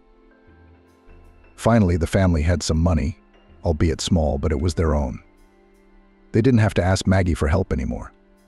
Andrew had even managed to pay her back the money he had borrowed to develop the business. Kira knew that her mother-in-law tried to refuse, to give this help as a gift to the young family, but Andrew insisted they still flew to the sea. The boys were old enough to be truly impressed by everything. Kira watched with what joy they were running along the beach, and her heart sank with delight. What happiness this was. There was more to come. Andrew's business grew. Soon the man opened a whole store, then another. Now he had a whole staff working for him, accountants, managers, salespeople. But Kira was given the opportunity not to work, and to deal with the house and children. True, the boys had already become teenagers and no longer needed babysitters. But the family moved to a private house, and Kira had a whole garden at her disposal. For its improvement, the woman took up with energy and inspiration. And again, she thanked fate for what is happening in her life. A house of full cup, a loving husband, wonderful, talented children. Every day a reason for joy and pride. And the garden, where Kira felt herself a full mistress. Here she felt calm, relaxed, peaceful. The woman believed that her present life was a reward for what she had to endure as a child. She also often regretted that her father did not see how wonderful life was for his daughter. Probably he would be happy for Kira, and certainly did not dote on his grandchildren. And yet, as time went on, Kira began to realize that something was missing. Andrew had grown distant. No, they still had a wonderful relationship. Her husband was never rude to her, always remembered holidays and their personal dates. Only he was too busy working. He came home late at night, traveled a lot, literally lived his life. Max and Vince are almost adults. They have their own lives, their own friends, their own interests. And that's fine. It's just a little sad that their sons have grown up so fast. And Kira hadn't had time to fully enjoy their childhood years. She'd been too busy surviving. Maggie remained alien and cold. Such a character. Kira probably didn't even know how or what to talk to her about until now. Their only topic of conversation was probably Vince and Max. Her mother-in-law was old, but she still looked like an iron lady. She refused to move into her son's house from her own apartment, where she'd been a full-fledged mistress. And Kira understood and supported her in this. And in this difficult period in the life of Kira again knocked happiness. She did not even believe her feelings at first. She thought just, it seems, afraid. Even the thought of letting it be true. But then it all became too obvious. Kira realized she was expecting a child again after all these years. Andrew seemed pleased, but still took the news a little too reservedly. There wasn't the excitement in his eyes that he'd had years ago when he'd learned of their wife's pregnancy. Wow, this is unexpected, he smiled. Then he pulled Kira to him and kissed her. We need to find you the best doctors. We're getting older. You understand? Kira understood. And of course she was worried too. Pregnancy when you're in your 20s is very different from a woman in her 40s. There are definitely more risks. Sons took the news of the imminent arrival of a brother or sister positively. Wow, we will have a little one. Max smiled. It's so weird, Vince shook his head. But I like little one. It's fun. They're funny, Maggie smiled at the news. Well, it's unexpected, of course. But it's nothing special. I had Andrew when I was a little younger than you. Everything's going to be fine now. Despite Kira's fears, the pregnancy went easily. However, as an older woman, she had to undergo more frequent examinations. At the next ultrasound, Kira lay on the cold couch and prayed to herself that everything would be all right with the baby. She, of course, dreamed of having a daughter. And for a very long time since childhood. After the birth of her two sons, the wish had somehow been forgotten. And there was no time for that. And now, having found out that she was pregnant again, Kira began to hope again. How she wanted to become a mom of a charming girl. The woman chased these thoughts away from herself, convinced that one should be happy about any child. And it is unlikely that after two boys suddenly such a miracle will happen. Why would it suddenly be a girl? Now, lying on the couch, Kira wanted only one thing, that this child that lives under her heart. Everything turned out to be all right. And boy or girl a matter of tenth. After all, how many of their cases are terrible? Being pregnant with her first sons, Kira did not know a lot of things. Now she had a lot of information that made her heart clench anxiously and her eyes stare into the face of the doctor, who was running a sensor across her abdomen to read her emotions. Kira kept thinking the doctor was frowning. How scared she was. Was it really that bad in there? "Do you have a girl?" suddenly said the man in a white coat in a calm and mundane tone. A hot wave of joy flooded Kira's heart, even a little dizzy. She didn't expect to be told the sex so early, and now it was a girl. Was this really happening to her? Had her dream come true after all? After all these years? Is she all right? Kira asked the question she wanted to know. "Everything is fine, there are no abnormalities," reassured the doctor. Kira was born on time. Kira had long ago thought of a name for her future daughter. It seems, still in the university, Emily. Kira, Emily, sounds similar, and that's great. The girl was born a healthy baby and soon became the family's favorite. Maggie now came to Kira's house every day to babysit her granddaughter. Once again, her help came in handy. Kira adored her daughter because she had waited so long for her. She had already stopped dreaming of such a gift of fate, but sometimes she needed time to go to the bath or to go shopping alone. And that's where Maggie came in. Time flew by at breakneck speed. Kira already knew that this is what happens when you have a small child. He's just a helpless little baby. Before you know it, it's already a person with its own character and hobbies. Emily turned out to be a pretty little girl. She took after Kira. She was just as dark-skinned, slender, and graceful. But her eyes were her father's bright blue, huge like two lakes. They shone on her beautiful, swarthy face. The boys grew up. Max graduated first. He easily got into the Boston Medical Academy. Max must have decided in the 5th grade that he was going to be a doctor. At first, his parents thought it was a frivolous hobby. But as time went on, the eldest son stayed true to his dream. In the end, he entered the medical school, and on a budget. Kira at first was afraid to let the young guy alone in the big city. But Max was serious and independent enough for such an enterprise. So in the end, the mother had to respectfully accept his decision. A few years later, Vince followed his brother. He also entered Boston University, but he chose a different specialty. From childhood, he was attracted to computers, programs, technical puzzles. His sons had flown the nest, and his husband was living a life of work. During this period, Kira realized what a happiness it is that she has a daughter small, beautiful, loved and loving. She filled women's lives with joy and happiness, made it bright and meaningful. If it were not for Emily, Kira would feel now all alone and not needed by anyone. Emily practiced ballet. Emily was a ballerina, and the girl was great at it. Choreographers all said the little girl has a real talent. Kira knew that her daughter went in her. Except that in childhood, Kira did not have such an opportunity to show her gift. Her father certainly didn't take his daughter to potential toys. Emily, on the other hand, did. The girl even traveled with performances in different cities. A real tour, and loving, caring mother everywhere accompanied her. It was a bright and rich life, which gave Kira a daughter. Everything was good, just wonderful. The boys studied and worked in Boston. Kira sometimes visited them. The sons were happy, and that was gratifying. Andrew was developing his business, which was becoming more and more profitable. Now Kira also had a daughter. A long-standing dream had come true after all. It would seem, live and be happy. But the heart of the woman more and more often clenched from some vague premonitions. Something was wrong, something was not right. Kira chased bad thoughts away from herself. Even to the psychologist was going to turn. But one day the reason for the vague anxiety revealed itself. Kira then went to the shopping center to find a dress for the next performance of her daughter. She wasn't feeling well, must have caught a cold somewhere. So Maggie stayed with her. Kira went to the mall alone. The woman was in high spirits. She had found a wonderful outfit for her daughter, and it was just the right size. She imagined how delighted her girl's eyes would shine when she took out this Aerie, shimmering with all the colors of the rainbow miracle from the branded bag. That's when the woman noticed Andrew. She just happened to glance down, going up the escalator, and saw downstairs, on the first floor, her husband in a bright orange shirt, which she herself gave him. It was a stylish shirt with short sleeves, summer, dressy and elegant, at the same time.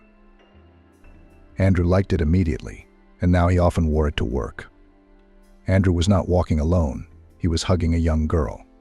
From afar, Emily could not see the details, could not see the stranger's face, did not have time to estimate her age, but she noticed the main thing. Andrew's hand was resting on the lady's slender waist. She, in turn, had her palm in the back pocket of Andrew's pants, and Andrew was smiling happily. The world turned upside down in just a few moments. Kira was walking up the escalator steps as a happy, accomplished woman who thought she had succeeded in building a strong family. And she arrived on the next floor as a cheated and betrayed spouse to gather her thoughts. Kira went up to the food court, settled at a small table in the far corner of the hall and ordered herself a coffee. What she'd just witnessed. How to explain it? Kira really wanted to find some sort of justification for what she'd seen. She couldn't. If she wanted to, she could still convince herself that Andrew was just walking through the mall with a female employee. Maybe they wanted to look at a competitor's assortment or something, but certainly not like that. Andrew had his arm around the stranger's waist. Both of them were not embarrassed at all by people, who at this time in the mall were plenty. They walked with their arms around each other and smiled as if they were carefree free students, and between them there was clearly a special relationship between them. It was immediately apparent. Is Andrew cheating on her? It's hard to believe, almost impossible. But why impossible? Kira began to reflect on her life and realized that she and Andrew had long lived as close relatives, but not as loving spouses. All their conversations revolved around the children and their future. When was the last time they went out together? Besides, Andrew was too often missing at work, flying on business trips. Maybe it wasn't business trips at all, but traveling with young mistresses. Kira found it hard to breathe, as if she'd been hit in the solar plexus. She was short of air. Everything was spinning in front of her eyes. Was her happy family life just an illusion? And how stupid did she have to be not to see it? Kira decided not to get emotional. She pulled herself together and got up from the table. She should go home and act like nothing had happened. When Andrew returned, she would discreetly take his phone and look into his correspondence. Then it'll all make sense, and then we can do something about it. We need proof. Otherwise, it's a lot to make up. Maybe it's not that bad. That night, Kira put her plan into action. She'd always trusted her husband. It had never occurred to her to go through his phone before, and Andrew knew it, because his cell phone wasn't even password protected. The man had quietly left his phone on the coffee table when he went to the bathroom. He generally assumed his spouse was already asleep, but Kira wasn't asleep. As soon as the sound of water came from the bathroom, she slipped out of bed and went downstairs, grabbed her husband's cell phone, logged into his messages. And there was a lot of interesting stuff there. Kira learned that her husband's lover's name was Kate. She was only 25 years old, not much older than Max. The deceived spouse even saw numerous photos of young beauty Kate. Mostly on them, the girl showed all the advantages of her undoubtedly luxurious figure. Young, incredibly beautiful, bold Kate was not shy in expressions and wrote such things, about which modest Kira was even embarrassed to think. But Andrew clearly liked it. Apparently, the couple had already had quite a long affair. Andrew was firmly hooked by the young beauty. They called each other cute nicknames, made plans for a summer vacation.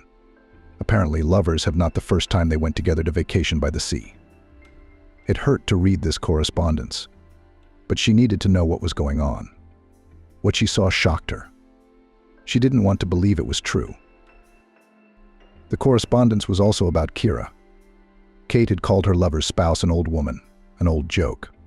Even Andrew did not try to defend his wife. On the contrary, he sent smiling smileys in response, saying that he was amused. How? How could this happen to them? They were once the closest and dearest people to each other, two halves of one whole. They had overcome so much together, and suddenly this. The sound of the water in the bathroom faded. Kira hurriedly put her phone back where it belonged and rushed into the kitchen. Let Andrew think she was just getting a drink of water. For now, she didn't want to show her husband that she was aware of this ugly affair on the side. She didn't want to, or she just couldn't. She needed to digest the news, figure out how to proceed. Realize, after all, what she really wants, and get used to the idea that Andrew an unreliable wall, behind which so cozy to hide from the hardships of life and the usual traitor. Outwardly, in the life of the family, nothing has changed. But now Kira became more attentive. Andrew's delays at work and his constant business trips were perceived quite differently. From time to time, while Andrew was in the bathroom or out without his phone at the neighbors, Kira would look through his phone. Kate texted Andrew frequently. Some of the messages were quite explicit. They were usually accompanied by pictures of the girl. To Kate's credit, she looked great. Judging by the state of her body, the girl spent long hours in the gym. From the correspondence, Kira realized that Kate does not work and does not study. Typical Andrew content that he was apparently willing to pay for it all. No, Kira knew that men just over 40 often pay attention to young nymphs. Probably they feel younger, more energetic, stronger with them than with women of the same age. And what is there to hide? 25-year-old girlfriends in most cases much more attractive than 40-year-olds. Spouse and reaper. But the woman thought her family wouldn't be affected. She remembered the way Andrew had looked at her, what he had said to her. He genuinely loved Kira. Once upon a time, she hadn't doubted that in the slightest. Could such feelings also grow cold with time? Kate. She was no longer just a lover or a girl for occasional entertainment, which at any moment can be abandoned, changed for another. The relationship between Andrew and his young lady was about 5 years old. Sometimes in their correspondence glimpsed historical dates, and the oldest of them came about the time when Susan was born. Apparently, that was when they had met. Kira remembered that period of time after giving birth, and with a newborn baby in her arms. She didn't feel very well. She probably looked even worse. Kira was completely focused on her health. Her daughter, even her sons, had no energy at that time. Thankfully, by the time her sister was born, they had long since managed to become fully independent young men. Of course, Kira paid almost no attention to her husband, because as it seemed to her, it was not necessary. A grown man, passionate about his work. But maybe that was where the mistake lay. Maybe she herself was to blame for what was happening to their family now. Kira shook her head and chased the wrong thoughts away. What was her fault? It was Andrew, after all, who had decided to look for fun on the side. No would support his wife in a difficult period, to take on some of the responsibilities, to take care of his wife and newly born daughter. No, Andrew chose a different option. Maybe this lovely Kate isn't his first mistress. Andrew had been estranged for a long time. Kira was now clearly aware of that. It's just that the woman preferred not to notice such trifles as distant alarm bells. He earns, does everything for the family, does not drink, does not beat, does not humiliate, in money does not limit. Well, that's great. What else is there to complain about? So Kira didn't complain. She lived and enjoyed a happy, as it seemed to her, family life. And then suddenly it hit her. Maybe Kate was not Andrew's first mistress, but in the fact that it was with her, he had a fairly serious relationship, Kira did not doubt. Andrew was truly in love with the girl. It could be felt in the tone of his messages. What only affectionate words he did not call his mistress. The man protected his lady from household, financial, and any other problems, gave gifts, constantly interested in her desires. It hurt Kira to read this. Perhaps so he did not behave with her even in the most golden years of their marriage. It is understandable then they were spinning, surviving, pulling children, not to sentimentality was. From the correspondence, Kira realized that Kate was pressuring Andrew about the divorce.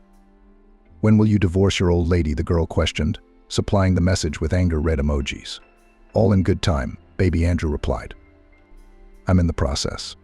A lot of things need to be prepared so that we can live not only happily but richly. My princess loves a beautiful life." After all, that sweet tone, Andrew's usually reserved and serious tone, almost made Kira feel nauseous. But she continued to read the messages, searching them for information about the impending divorce. This moment interested her more than others, because it directly affected both her and the children. Kira was not particularly worried about how her sons would take the divorce. They were already adults, and both of them had been living on their own for a long time. For them, most likely, little will change. But the daughter, she is used to this house and adores her father. Despite his indifference, the little girl will be very worried. Kira had no doubt about that. And something would have to be done about it. In Andrew's messages sometimes slipped that he did not rush into divorce to properly prepare for the care. What would that mean? The spouse was clearly up to something, and Kira wanted to find out what it was about. As far as her relationship with her spouse was concerned, nothing much had changed since Kira had found out about Kate. Faking ignorance was easy. Kira and Andrew had hardly spoken to each other for a long time. Hey, how's it going? How are the kids? That's all they talked about. And that's the life they've had for a long time. Why didn't Kira realize this before? Perhaps she was too busy with her daughter and immersed in her own worries and plans. Kira, of course, didn't tell Maggie about her son's life. She still came over occasionally to play with her granddaughter. There were times when Kira took Susan to her grandmother's house to run errands. But the relationship between mother-in-law and daughter-in-law never became warm and frank. Over the years, Kira had trusted Maggie completely in everything concerning the baby. Perhaps it was the only person with whom the woman could leave her daughter with a light heart. But otherwise, over the years, Maggie and Kira had remained, in general, strangers to each other. No, of course, Kira couldn't tell Maggie about Andrew, though she wanted to share it with someone. Why worry the older woman? Of course, she'd be upset to hear about her son's behavior. Will be worried it will negatively affect her health. Of course, the mother-in-law will still find out about the divorce, which of course will have to go to. Even if Andrew had not planned this procedure, Kira herself would have organized it. Because how to live with a traitor? That's how she now perceived her spouse. Well, you fell in love with someone else, say it directly. Why lie, lurk, make cunning plans, thought Kira. Andrew had not even once pulled Kate back when she insulted Kira in her messages. She called her old lady and fat and stupid selkie.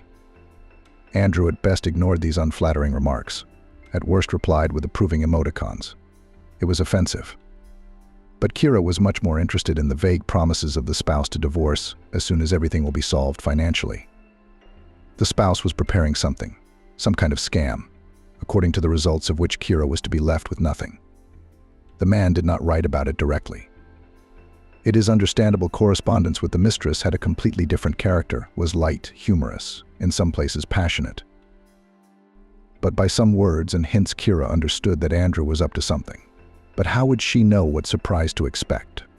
Surely the details of the plan Andrew and his mistress discuss when they meet. Kira, understandably, felt hard about the whole situation. The pain of betrayal, the uncertain future, the suspended state. And there was no one to share it with. If her mother were alive, how much easier would this misfortune have been to bear? Kira slept badly, nervous. She turned pale and shriveled. She became irritable, withdrawn. Her physical condition even worsened, with headaches. One morning when Kira was feeding her daughter breakfast, her mother-in-law called. "Are you home now?" Maggie inquired. "Yes," Kira replied, deftly slicing bananas, pouring porridge, serving nuts. "Andrew is already at work and my daughter and I are home." "Great, I'll be right over." Kira cheered. "That's great. So her mother-in-law would babysit Emily. She'll go to the doctor herself in the meantime. Her head was hurting too much. Have them prescribe some pills. I can't take it anymore." Maggie showed up, as usual, with a present for the great, a beautiful doll in a big pink box. The girl threw herself on her grandmother's neck. No, not because of the toy, of course, it was just that there was some special bond between Maggie and Emily. It seemed that grandmother and granddaughter understood each other without words.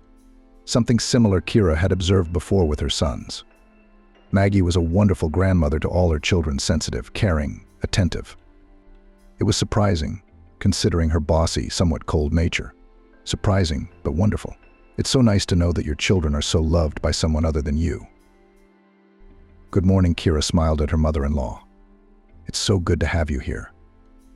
Emily has missed you already." "I'm actually the one who came to see you today." The smile directed at her granddaughter slid off the older woman's face. She stared at her daughter-in-law absent-mindedly. Kira immediately tensed, sensing that this was going to be about something serious. Go into the living room and watch cartoons, Kira turned to her daughter. Okay. Here was a rather dire situation for Kira. It seems that Maggie's mother-in-law guesses or knows about Andrew's infidelity. Maggie is clearly concerned about this and wants to talk to Kira straight, perhaps to caution her or give her advice based on her life experience. This is certainly a painful conversation for Kira to have. She's already suffering from her husband's betrayal, and now her mother-in-law is broaching the subject. On the one hand, Maggie's support can be very valuable in such a situation. But on the other, Kira, perhaps, will be even harder to realize that what happened has become the property of relatives. Overall, the conversation promises to be very emotional and challenging for both women. It is important for Maggie to approach this sensitive topic with sensitivity and understanding, not blaming, but trying to support Kira. And Kira will need to gain strength and patience to listen to her mother-in-law and perhaps make some difficult decisions after their conversation. The situation is far from ideal, but at least Kira has someone close to her who cares. Age was coming to an end as well. Kira didn't see any candidates around her for the role of a father for the future child. That's why she went to the resort that summer, to fulfill her longtime dream. I lied to Andrew about having an affair at the resort to get pregnant, Maggie said. He wasn't the only one who thought so, by the way. I announced to everyone that my pregnancy was a conscious move, but it wasn't. Kira was silently catching every word. She'd never heard such candor from Maggie before. I was about 35 at the time, a young woman by today's standards, with everything ahead of me. Back then, I was considered an old maid. All the time to become a mother and a wife had passed. The train had left. Maggie continued.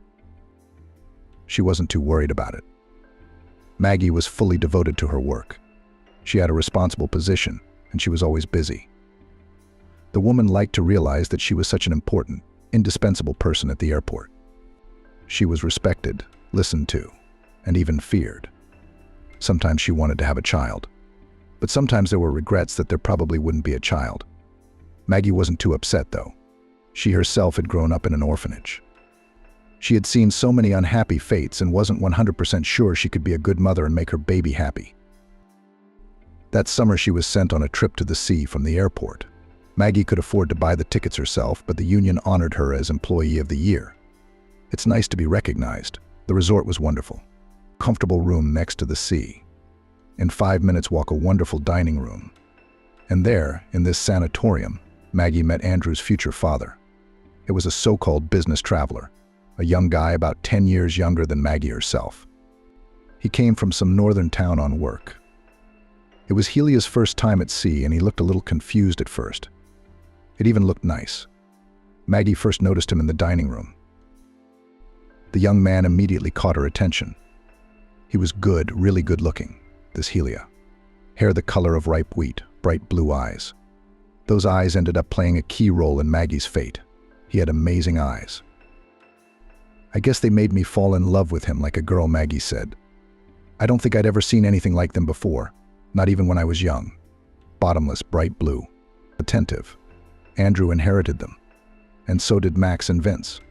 Wow! Helia has no idea he has a son and grandchildren, and that they have his eyes. Maggie was now looking everywhere with her eyes for a cute guy. At first she didn't understand why she was doing it. But the guy was very young. I bet he'd have a lot of admirers soon. Young, pretty young things just like him. And so it was. For several days Maggie watched from afar as Helia returned to the sanitarium with one and another beauty. All of them were like a selection, slim, tanned, smiling. Helia himself smiled a lot. He had a wonderful smile. From it on his cheeks appeared charming dimples. One day the young handsome man himself approached Maggie. Helia confessed to me that he has been watching me for a long time. He's incredibly attracted to me, she said. It was unexpected to hear that. A young, handsome guy, whom I had been admiring from afar for about a week, but was giving me compliments that made my head spin. I was desperately jealous of all those young beauties with whom he appeared in the sanatorium. And he, it turns out, at the same time dreamed of me and did not dare to approach, afraid of rejection. He said I looked beautiful and inaccessible. Maggie and Helia began a stormy resort romance. They took many walks in the neighborhood, swam at night in the sea, laughed. Maggie felt 10 or 15 years younger around him. "I don't think I've ever laughed so much even in my youth," she recalled. "It was a wonderful week. I fell in love, I just lost my head, which I don't usually do," Maggie said. "It was so unlike me. It was like Helia cast a spell over me. And I didn't see a lot of things. A lot of obvious things." Maggie always paid for her date at cafes, in the dining room, on excursions. He never gave her anything, but she didn't expect him to. Being around this guy was a gift in itself. Then one day Maggie woke up in her room, expecting to see Helia next to her. They'd taken a long walk along the promenade at night, gazing at the stars, talking about everything, and had fallen asleep with their arms around each other in the morning. Maggie felt so happy and peaceful in the arms of her lover. But when she woke up, she didn't see Helia there. "I reached up and rolled over onto my other side," Maggie recalled. "I still wasn't worried about anything. It had happened before. Helia had probably just gone out for coffee and pastries to surprise me. How nice it is to have someone care for you like that." Maggie dozed for another half hour, enjoying the peace and quiet. But the longer she was alone, the more she realized that something was wrong. Finally, unable to bear the anxiety any longer, the woman stood up. That's when it all became clear. There were no belongings of Galia, no clothes, no favorite wristwatch. He had even remembered to bring a little thing like perfume and a toothbrush, so Helia left while Maggie was asleep. He left quietly, so he wouldn't wake the woman and have to explain himself to her. How's that? Why? Everything was fine last night, Maggie wondered. A wave of sadness, despair, and resentment washed over me. I couldn't breathe. I wandered around the room like a stranger and couldn't find a place to go. My heart clenched with unbearable pain. I thought I had found my soulmate. Helia was so easy, so pleasant, and even though he was much younger, I felt supported by him. Nothing could have predicted this outcome. Even last night, Helia had hugged me tightly, showering me with kisses and compliments. "I was seriously planning our future together," Maggie said. "Helia lived in a small town up north. He even asked me to go there. And I was ready to give up my career, my apartment, my friends, everything to be near him." In desperation, Maggie opened her closets again and again. Could Helia have just moved his things somewhere else? And himself? Well, he might have been late for some reason, but Helia's clothes were nowhere to be found. But Maggie noticed some of her own things were missing. A box of gold jewelry. She had taken a small portion of her treasures with her on vacation. But they were her favorite 2 pairs of earrings, a dainty chain and a bracelet with small sapphires, original, exquisite pieces. The bracelet was actually brought to me from Germany, Maggie recalled. Now this jewelry box had disappeared. There was no half-empty bottle of Chanel, no. 5 on the bathroom shelf. In the safe closet, I missed 3 dresses I bought when I was on vacation in Riga. You can't find such dresses here. My heart clenched with a bad feeling. Was Galia really just a criminal? Maggie asked herself. I should probably write a statement to the police. On the other hand, it would be shameful to have to confess to strangers that I lost my head like that, blindly trusting a young traitor. I'm a grown woman, a boss. Maggie sat down on the couch, hugged herself tightly, and began to sway. That's what I used to do when I was a little girl, she recalled. I grew up in an orphanage. There you can't get comfort and sympathy from adults. So I got into the habit of comforting myself. As an adult, I somehow outgrew this ritual. And now, in a moment of stress, the habit has returned. We should get out of this stuffy room and take a walk on the beach, Maggie decided. The fresh sea breeze would give her strength and bring relief. As she approached the front door, she noticed a note. Helia had left her some kind of message on the mirror. My heart jumped with joy, a faint hope that everything would still be all right. Maggie shared her memories. Maybe he's just preparing some kind of surprise? Maggie thought.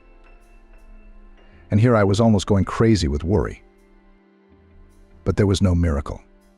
Helia had indeed turned out to be a traitor.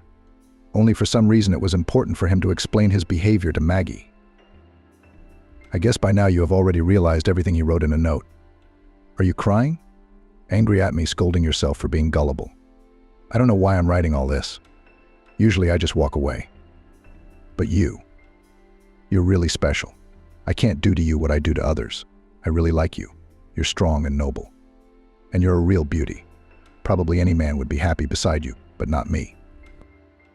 I realized a long time ago that my happiness is different from most people's idea of a prosperous life.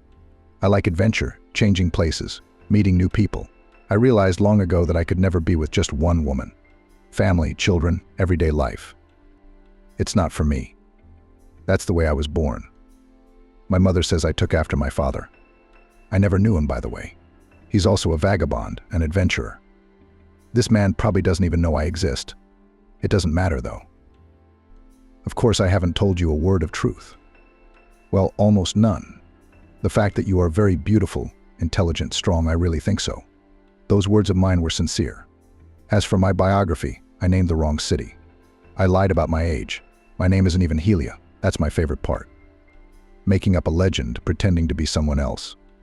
Some people imagine me as a young actor, others as a talented young engineer. It all depends on the inspiration. Sometimes it comes to me, and I compose a story about a tragic fate, full of hardship. It's fascinating, interesting, exciting, and women love it. I know how to make them happy, even if it's only for a short time. Those glowing eyes of yours, those admiring glances. I make the gray everyday life of lonely ladies bright, colorful, magical. You have to pay for all these things in life, wrote Gelia. That's why I charge a small fee for happy weeks and days. You'll agree that it's only fair. Our week, it was one of the happiest weeks of your life, wasn't it? I'm moving on. New adventures, new stories await me. And you? No offense. You're really special to me. I usually leave in silence, I don't leave notes. But I wanted to explain myself to you. Maggie stared hurriedly at the sheet of paper. What she was reading was hard to put into her head. Helia, who was not even Helia, turned out to be a professional Alfonso, living off women, flitting through life like a careless butterfly. He plays different roles and enjoys it. Most likely we are talking about a special mental disorder, thought Maggie. But a normal person can't live like that. The strangest thing was that when she read the note, she agreed with Helia. The guy was right. This week really had been the brightest and happiest week of her life. Maggie decided to leave this story in the depths of memory, sometimes to return to it again, to feel those bright, positive emotions that gave her Helia. But it turned out differently. After returning from vacation, Maggie realized that she was expecting a baby.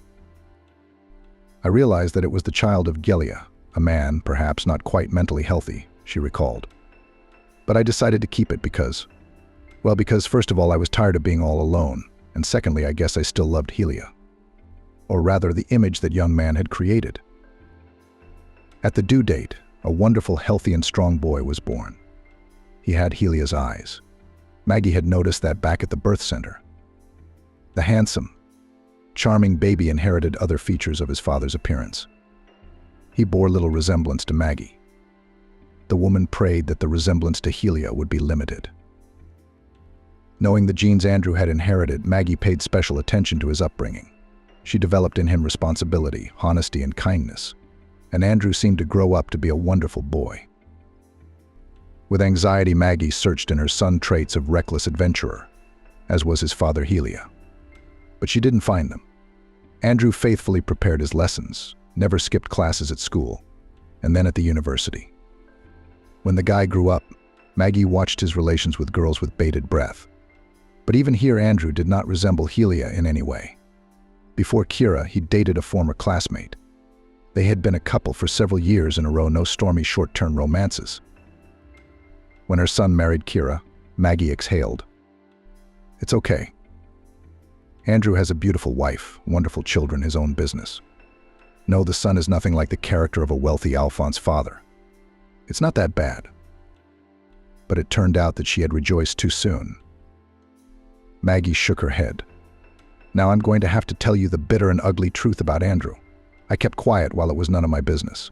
Went through everything inside of me, but now my grandchildren's welfare is at stake. I can't let them be left with nothing. Kira knew what she was talking about.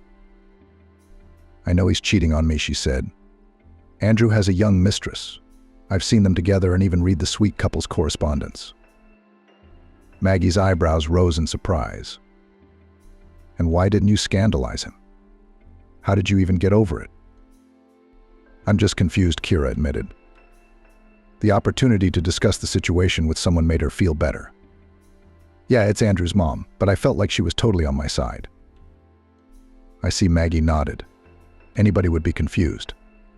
So you know about this Kate? Kira nodded, then asked, but how did you know about it? Andrew told me, Maggie said. He said he'd been unhappily married for a long time. That you, as a wife, do not pay attention to him. You've lost yourself in the children and the house, become uninteresting and indifferent. The usual male excuses. It was painful for Maggie to realize that the son, the only child, in whom so much invested, apparently still inherited the genes of his father. Even if not immediately, they had taken over. Kira could barely hold back her tears. But maybe he's right. I've been really busy with the kids in the house. Maybe Andrew really did miss my attention. I wish we'd talked about it in time. He's wrong. Maggie was adamant. There's more to it than that. Sometimes the feeling goes away. It happens and it's normal. But this is different. Andrew's lying to you, hiding, and that's the worst part. He and Kate are going to leave you with nothing. You and the kids. How? Kira gasped. She was used to the idea of Andrew cheating on her. And here was a new shock. It seemed to her that her husband adored children and would do everything to provide them with a happy future. And now this.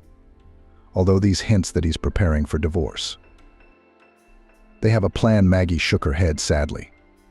When I heard it, I wanted to give up both the plan and my son.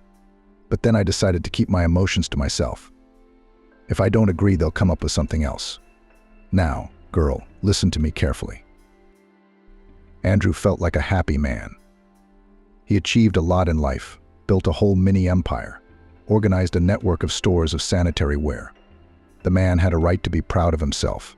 His family life up to now, everything suited him: a beautiful wife, wonderful children, well-adjusted life. It was a kind of quest to get funds for the family, buy a new car, change the apartment to a large house. And then these tasks somehow ceased to fascinate and bring joy. It became too easy. Andrew no longer needed money. They were enough for new acquisitions, and for traveling, and for children's education. The man was suddenly bored. And then just at this very moment in his life appeared Kate, young and energetic, who loves adventure and adventure. She worked as a sales clerk in one of his stores. One evening, Andrew stopped by one of his stores to talk to the accountant, but she was no longer there. But behind the counter stood a new saleswoman, incredibly beautiful Kate. She was openly flirting with her boss.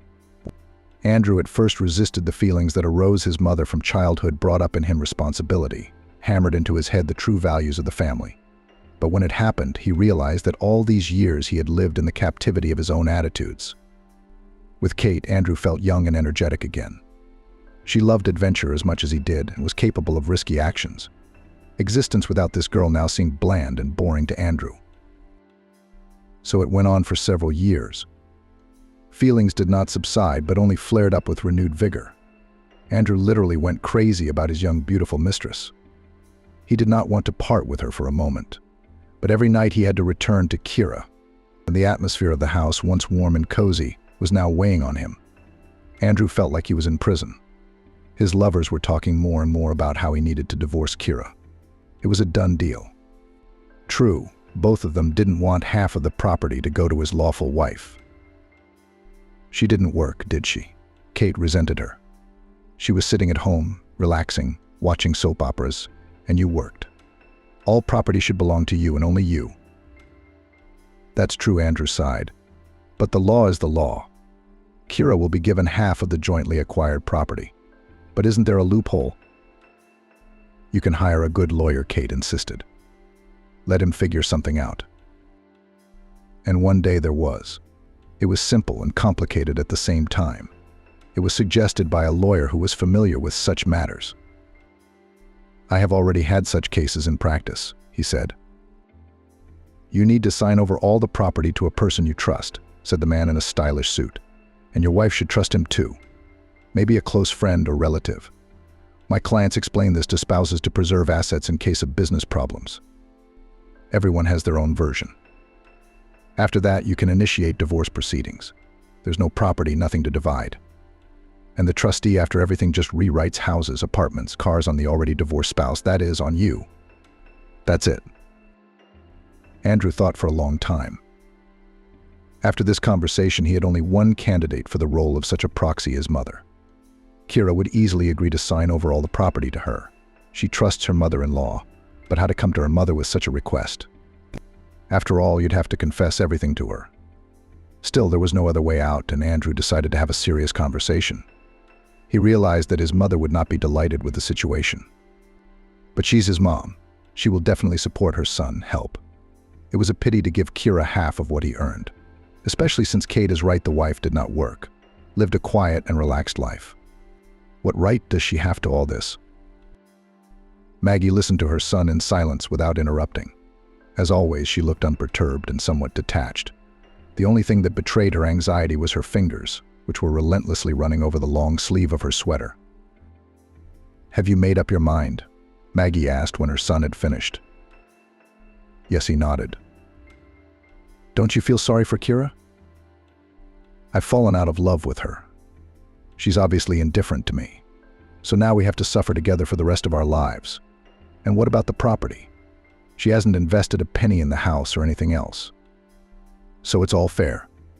I was the only one who worked. She was the one who provided for me. And she raised your kids," Maggie reminded me. "Thanks to Kira, you could think of nothing else but growing the business. She always took care of the rest. And remember, at first Kira helped you a lot." "Doing those reports at night, making estimates," Maggie said. "And then you had a staff of accountants." "You're exaggerating, Mom, really exaggerating what she did." "All right, what about the kids?" You could see that Maggie was taking great pains to control herself. "What about the children? Are you going to pay child support? Help out like that." "So you'll help me?" After a brief silence, Maggie nodded her head. Andrew could see from her eyes that his mother didn't approve of what he was doing. Well, he didn't expect anything else. The important thing was that she agreed. Andrew signed over all the property to Maggie. Kira didn't suspect a thing. She immediately believed in the fairy tale that Andrew thus just avoid unnecessary risks. Kira had not been paying much attention to anything lately. All her time and attention was devoted to her young daughter. Well, all the better. Kate was as happy as a child. She should be, because everything was going so smoothly, without problems. It seemed to open up a happy, carefree future ahead. Kate and Andrew planned to celebrate their success with a trip to the sea. They had already chosen a resort, even argued a little about it. One day, when all the property was already rewritten to Maggie, Andrew dared to have a frank conversation with Kira. The man, of course, was worried. All the same, to tell the person with whom he lived for so many years, such news is not very pleasant. But Kira took everything surprisingly calmly. Naive woman, apparently, has not yet guessed that she will not get anything in the divorce. She would only find out in the courtroom.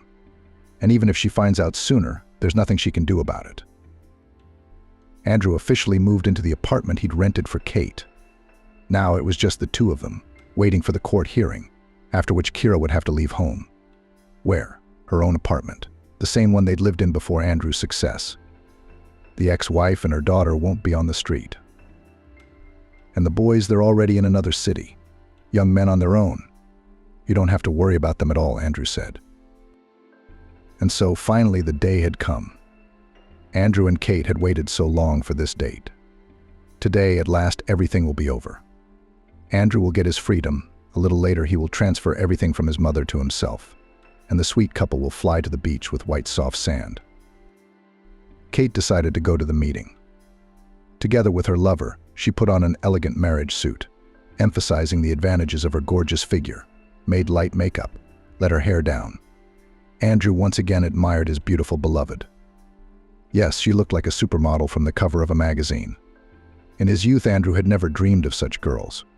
And here he was, a stunning beauty was in love with him. Being in the conference room, Andrew immediately noticed Kira. She looked surprisingly calm and dignified.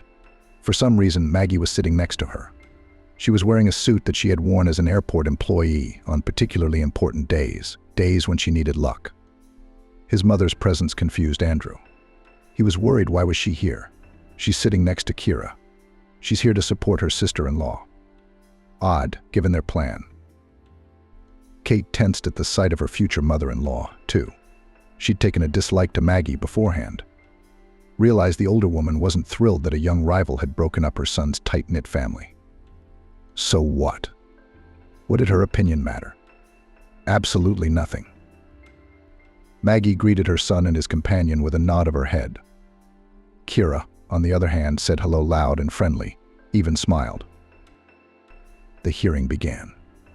The judge read the divorce decree, determined the place of residence of the minor daughter with her mother, and announced the amount of alimony, which should now be paid monthly on Emily Andrew. And then it came to the most important thing of all property. Since you do not have any common property, you have nothing to divide, the judge concluded the speech. Yes, the marital apartment will remain for her. But that's not all, Maggie reminded her. It's all about the divorce case, the judge looked at her reproachfully. As for your gift, it's not a subject for discussion in court. What gift? Andrew jumped up, his heart clenched with misgivings.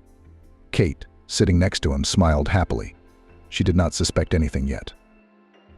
The deed of gift I made to Kira, Maggie replied, looking pointedly at her son. To Kira and the grandchildren. What did you think? I'm going to leave them on the street with nothing, so that you can live happily ever after, and they'll all live in a cramped apartment. Andrew's eyes went blurry. He hadn't expected this from his mother. He looked at Kate. The girl's beautiful face was twisted in an angry grimace. She opened and closed her mouth in surprise, trying to say something, but not a single word escaped her tongue.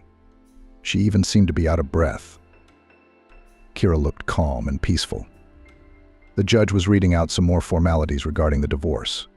Maggie was whispering about something with her sister-in-law, and it was slowly dawning on Andrew that it was over. Of course, Kate would leave him now. She wouldn't stay with him through the hard times. That was absolutely certain. He'd have to start all over again. All over again. On her way home, Ellen overhears her mother talking to her fiancé, is stunned. Her mother was talking. Why do you keep listening to your mother? Grace questioned. Ellen, you're 36 years old, you're an independent woman. Your mom is your dependent. And you're still indulging her whims. The years are ticking away. Soon you'll be out of the running for a baby. You're almost 40. Ellen smiled sadly. She realized that Grace was right. That if she didn't have a baby now, she could say goodbye to that dream. She had never talked to her mother about having a baby, but in her heart she thought of a baby, her baby, her baby, so dear, smelling of milk and happiness. Try to find someone to have a baby with. Grace admonished her friend. There are only alcoholics, drug addicts, and men of non-traditional orientation around. You won't give birth to a child from the first man you meet, or you'll have a sick child or a child with a bad heredity, and you'll have to raise it yourself. So it should be taken seriously. And do you think that on me lame someone stole? Ellen doubted. Maybe just who? Drunk, and even then only for once. Drunken conception, I'm afraid. What if there's something wrong with the baby? Then his life, as well as mine, will now go down the drain. That's not true. Grace objected. Ellen, you're beautiful. Yes, pretty, but beautiful. It's just that your mommy makes you self-conscious about yourself. You know how our political economy teacher was hitting on you in high school, and you turned him down. Grace, come on. I was only 18 and he was 36. He seemed like an old man to me. And now you're 36 and you're going to say you're old? Sometimes I'm ashamed of myself when I see how big kids my peers have. I don't have any.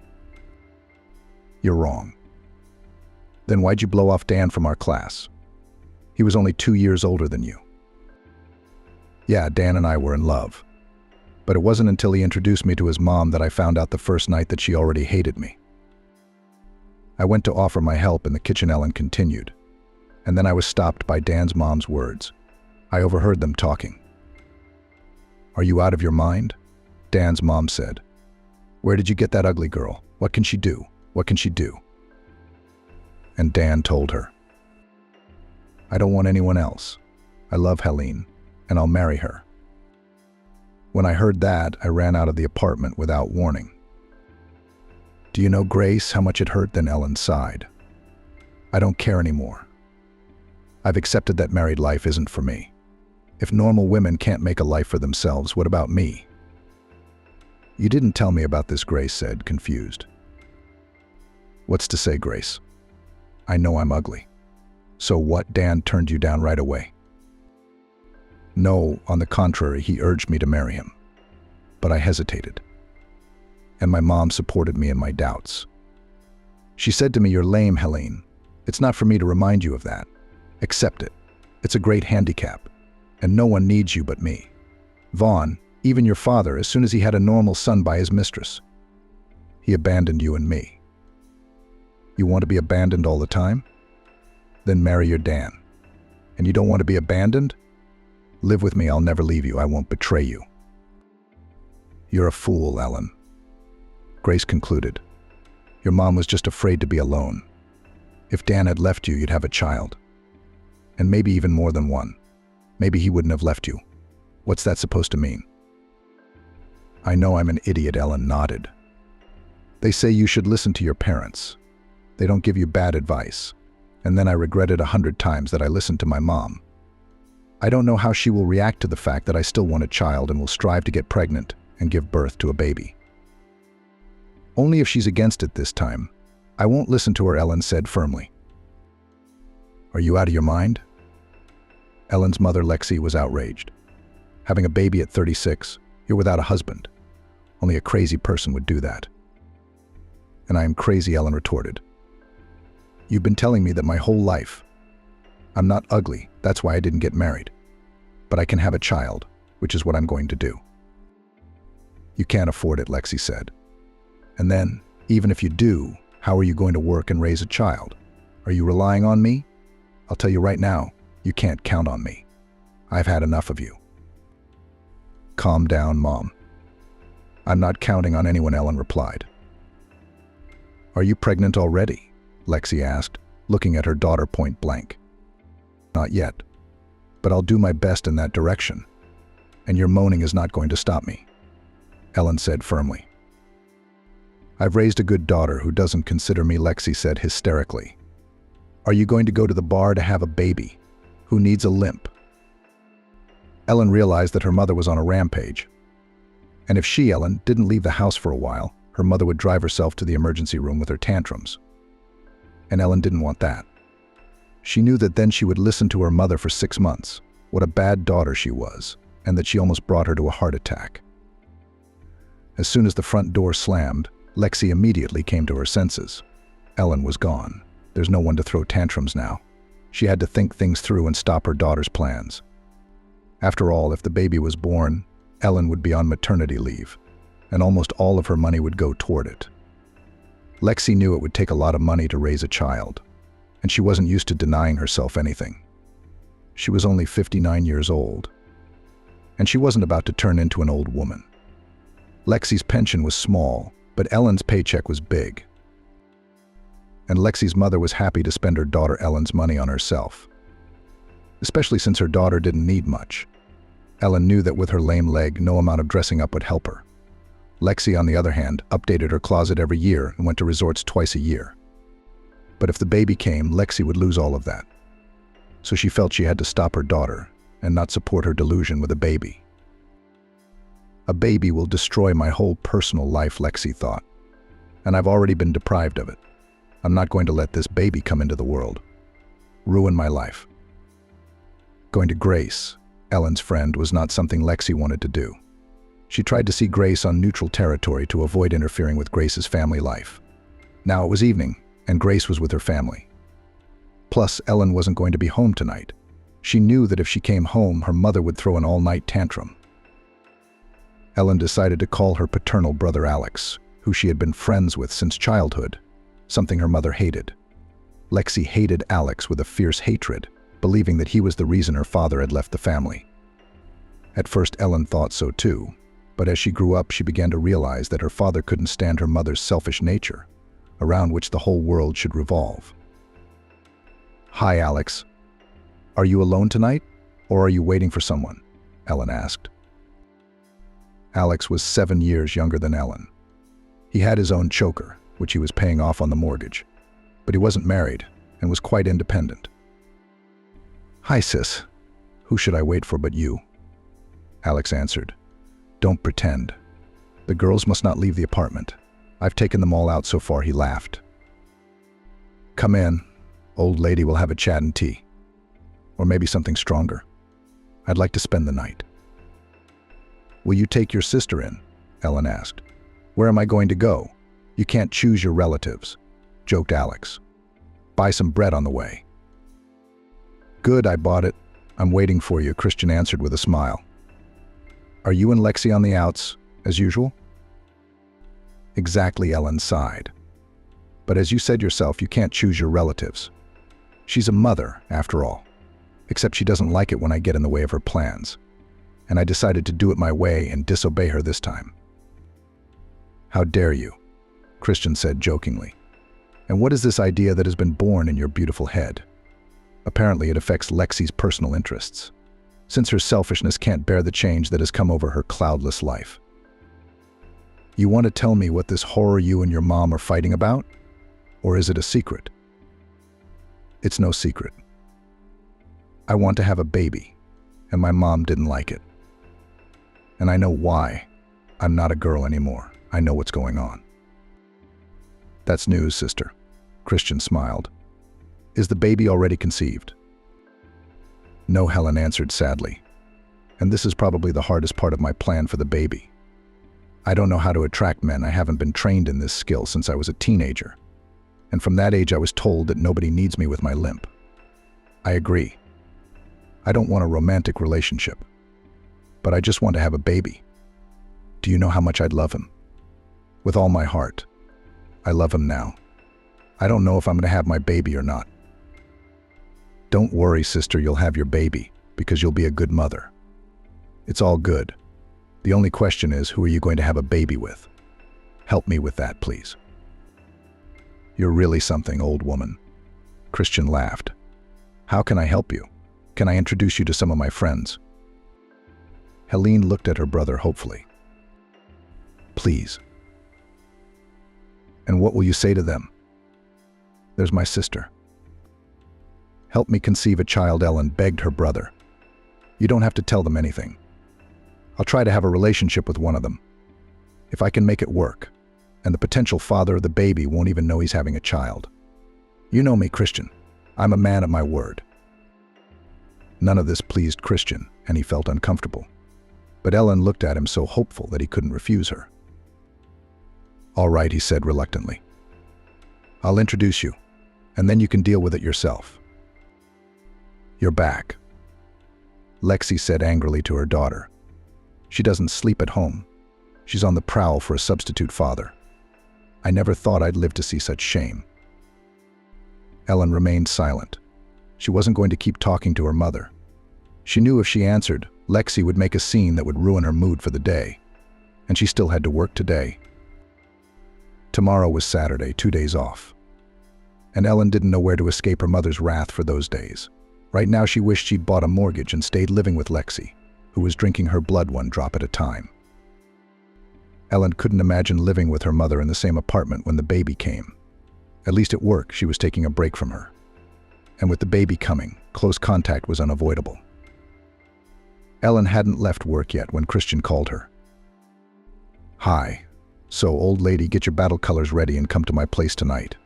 The groomsmen will be there at 8 p.m., so I'm waiting. I don't want any groomsmen, Ellen said sadly. I only want a child. Well, that's for you to figure out among yourselves who needs who and for what. My business is the side. I only play the role of matchmaker. Ellen, I hope you're not going to break me up with my friends by trying to get help. I'm a delicate man, Ellen assured him. I'm not going to be pushy. If it works, it works. And if it doesn't, well, that's just the way it is. But we have to start somewhere. All right, I'll wait for you, Christian nodded. Ellen decided not to go home. She decided to come to her brother's house a little early, sit down at the table and not get up until she left, so that the guys would not immediately see her peculiarity and would not be repulsed by her straightforwardness. Ellen knew she was an interesting conversationalist and decided to use that very trump card first. In her position, one must proceed with caution. She knew that even without makeup she was pretty and even looked younger without makeup. So she only brushed her long red hair and applied gloss to her lips, which she did in vain. After all, while she was getting there, she bit off all the gloss from excitement. "Here, let's set the table real quick," Ellen set a bag of food in the kitchen. "Wow, what delicious things," Christian admired, pulling out the gastronomic delights. "Under these conditions, I'm ready to bring you a beau every day." "Every day won't work," Helene said seriously. "If it doesn't work out today, I'll close this door and think about how to realize my dream. I hope they don't know I'm limping." "No, they don't. Come on, I'm kidding. You know I'm always here for you, sis." Before he could say anything, the doorbell rang. Christian ran to open it, and Ellen remained seated at the table, hiding her foot under the table. Two of Christian's friends, one of whom introduced himself as Emmet and the other as Carl, walked into the kitchen where Helene, blushing with excitement, was sitting. Ellen, smiling, introduced herself. "Ellen, the sister of that wonderful talker." And immediately, to dot all the I's, she added, "Why didn't you introduce us to your sister before?" Emmet said, smiling broadly. "You are selfish and greedy. You were afraid that they would steal Ellen from you." Everyone laughed at Emmet's jokes and supported the feast with noise and friendship. Emmet was more active towards Helen than Carl, but the pressure and youth of these boys scared her away. She looked at them and saw them as her brother Christian, and she did not see them as the father of her child. Ellen realized that she couldn't get into bed with any of them and take advantage of their youth. Now she decided for herself that the one who would give her a child must be at least the same age as her. And these are boys compared to her, one of whom she might have seduced but would not dare. "All right, guys. It was nice to meet your friends, but I have to go," Ellen said. "Christian, can you order me a cab?" Carl started to persuade Helene to stay and stay longer. He even volunteered to walk her home afterwards. But she flatly refused, which surprised Christian when she got up from the table and walked limping toward the front door. Blood rushed to Emmet's face. He stood before her red as a cancer and blinked confusedly, then pulled himself together and said, "I'll walk you to the cab." Ellen appreciated his gallantry. She saw in Emmet's and Carl's eyes pity for her. But she didn't want pity. She wanted the child. "No," Helene answered him. "Christian will take me. Forgive me for this adventure," Helene said sadly as they rode down the elevator. "Good friends you have. I never doubted you had such friends. You're the best brother I've ever had." "My birthday is in 2 months," Christian joked as usual, seeing that Helene was upset. "It's a little early for you to be singing dithyrambs to me," Helene Christian said. He hugged Helene and added, "Everything will be all right, sister. When I say that, it comes true. Do you believe me?" "I believe you," said Helene as she got into the cab. "I believe you the most. You're my favorite person. Thank you for being here." "That's a cool sister you have," Christian Emmet said when he returned to his friends. "What happened to her leg?" The last thing Christian wanted to talk about was Helene. "An injury," he answered briefly. "She's beautiful, but her eyes are very sad," Carl remarked. "I feel sorry for her." Christian didn't answer anything, and the friends realized that he didn't want to pursue the subject. "So how many rejections did you get today?" Lexi greeted her daughter with such hurtful words. Ellen regretted 100 times that she had prematurely initiated her mother into her plans. She didn't realize how many nerves she'd wind up on her mother's angry tongue. She knew her mother had never spared her. But that she could speak such derogatory words, Ellen didn't expect that. "Ma, have you decided to wear me out with your insults?" She couldn't stand it. "Foolish, my poor daughter. I'm trying to set you on the right path," Lexi said more gently. Ellen had a paycheck next week and Lexi had her own plans for that money. She understood that her daughter might get angry and her plans would be ruined. "Ellen, let's be reasonable. Why do you want to have a baby? We have a good life together. A child is a heavy burden to carry for the rest of your life. That's how I carry my burden, and I don't want you to suffer the same fate." "That's funny," Ellen laughed. "Mom, who doesn't know you in our life? I can't believe you've been busting your ass for me. I know what you care about. My money, which you spend most of the time on yourself. And when the baby comes, you'll have no access to my money," Ellen said. "So you're thinking about me?" "I don't. I know you, Mom. You've lived and lived all your life for yourself. And I'm your bank that you use. It's a good thing I was smart enough to stay in touch with Christian. Otherwise, I'd have no one to lay my head on. We're strangers, Mom. How painful it is to realize that. So you refuse to help your sick mother financially. And this is thanks to me for not putting you in boarding school. I wish you had put me in boarding school. Then I wouldn't owe you the debt you keep reminding me of. Don't be sarcastic, I'm asking you straight out. Are you refusing financial support? Mom, live on your pension like any other retiree. And if you need medicine, I'll buy it for you. If I can't live on my pension, I'll file for alimony. Lexi smiled wickedly. How about that? Suing your own mother? Do whatever you want. Ellen said tiredly, just don't count on my money anymore. I'll need it when the baby comes and I may have to move out. You fool. Lexi said something mean to Ellen. Who needs you limp? What normal man would go to bed with you?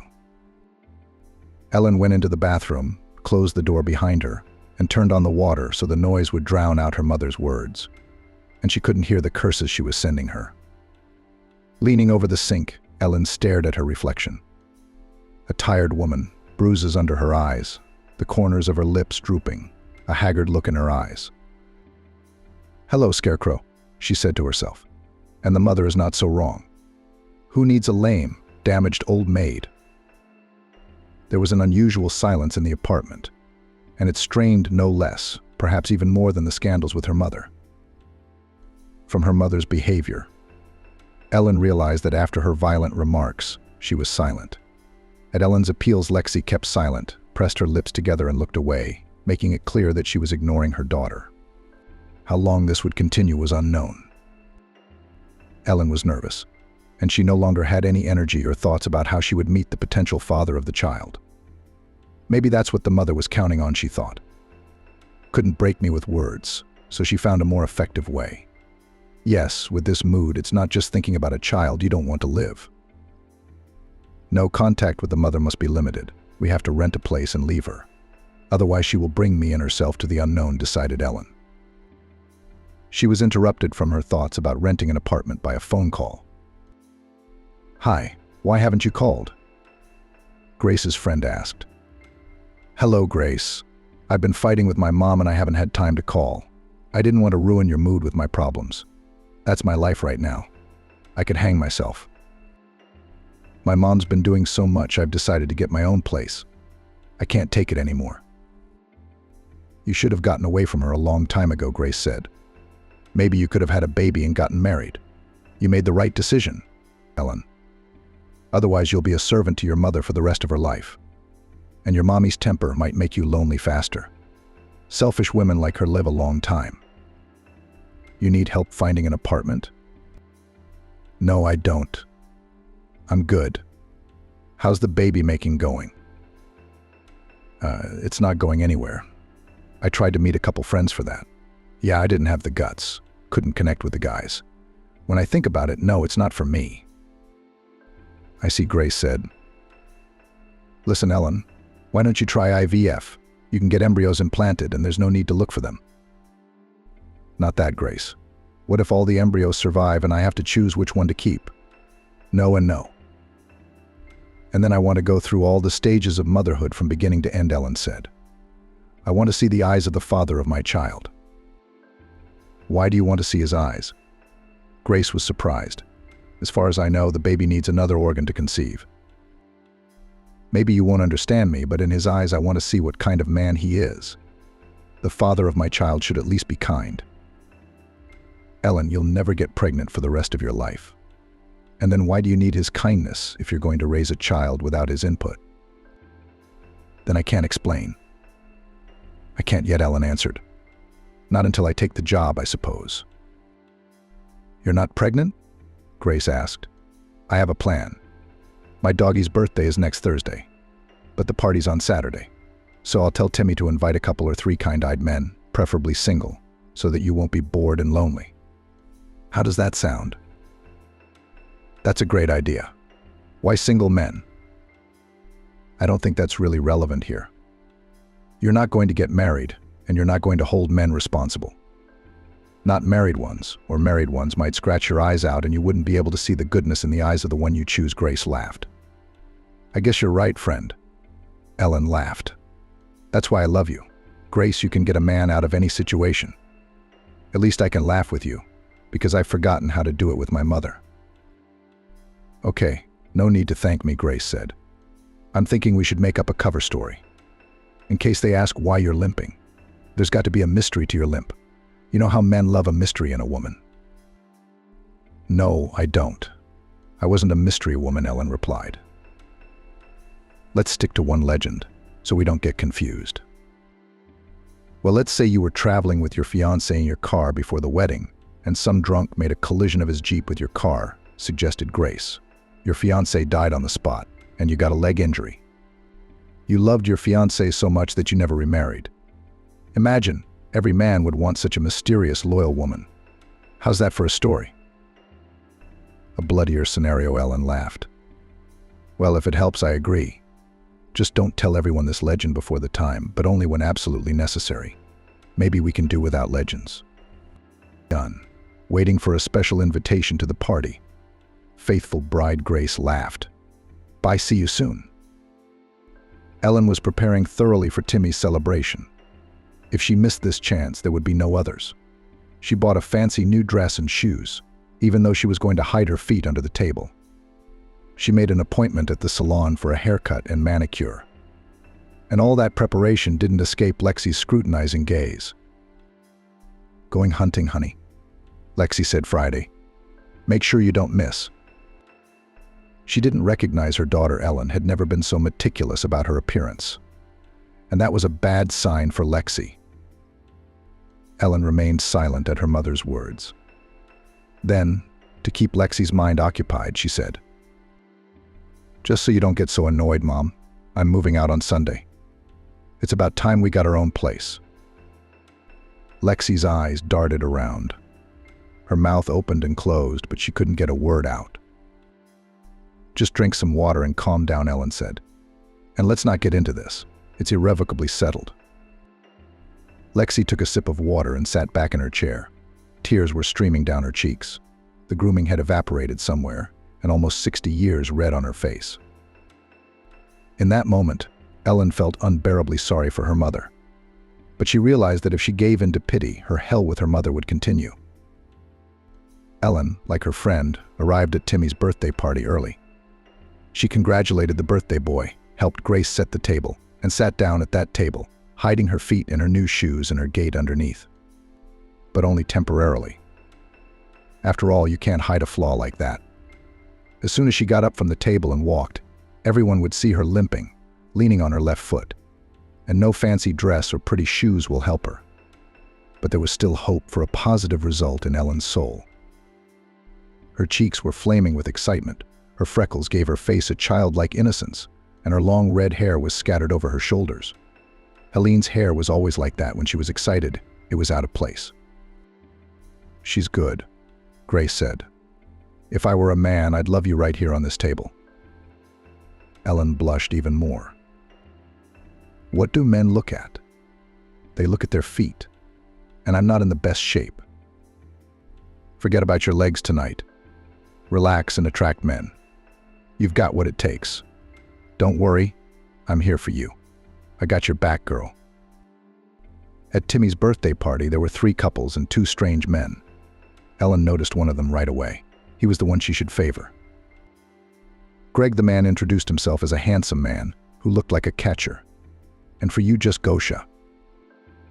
He smiled with all his magnificent teeth. He obviously knew that the ladies loved his smile. For the father of my child, he's suitable, Ellen thought. Handsome.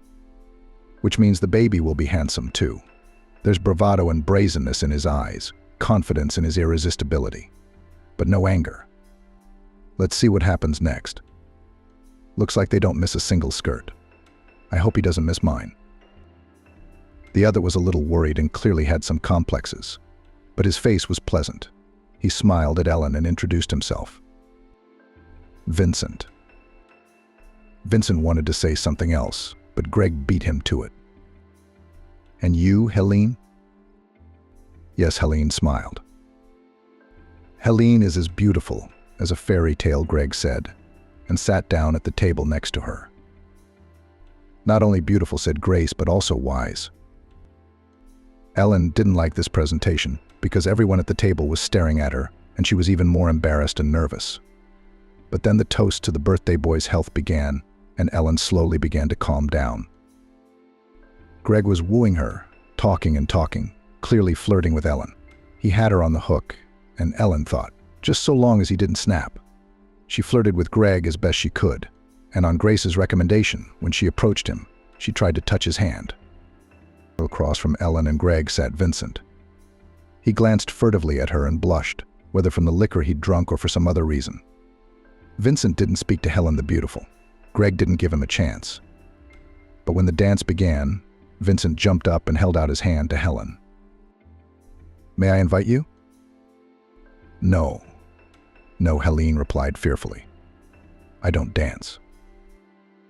Vincent remained standing in front of her with his hand outstretched. Helene was embarrassed that she had partially confessed her flaw. "I'm sorry, Vincent, my leg hurts, so I'm not dancing." It was only now that she saw the man's eyes. They were full of hope that had turned to despair. He said confusedly, "It's you, Helen. I apologize. I had the audacity to hope to dance with you." He sat down at the table, poured himself a full shot of vodka, and made a toast to the birthday boy.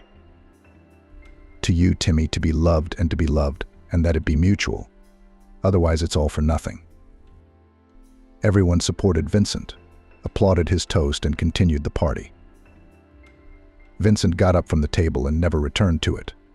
He must have gone English, Ellen thought. Somehow she felt guilty that he had left. Well then, that's it, there's no one to choose from now. Greg is the only one. And he's persistent in his courtship, and has already volunteered to walk Ellen out. And that's what she wants. Today he'll see her off, and tomorrow she'll move into a rented apartment, and under the pretext of helping her she'll invite him to visit. And then she won't have to think about it. Greg had already made up his mind for her. All evening Ellen did not leave the table. She wanted to go to the toilet, but she was patient, afraid to scare Greg. But she had to get up, and she remembered that she had told Vincent that her leg hurt, and now she could limp under that pretext. "Sprained my leg," Helen said, as if to justify herself to Greg as they got out to get into a cab. "A sprain. Now I'm a limp leg." She laughed, and Greg laughed too, and then he picked Ellen up in his arms and kissed her on the lips and said, "What am I to do? Carry you in my arms, my Ellen the Beautiful." It took Lexi a long time to fall asleep. Such attention to her appearance Ellen had never paid before. She must have had a man on her horizon and decided to have a baby. Lexi can't resist her daughter's desire to have a baby. If her daughter moves out on her, it's over. Ellen will be out of her control forever, and the money will be gone too. And what will she be able to afford in retirement? Nothing.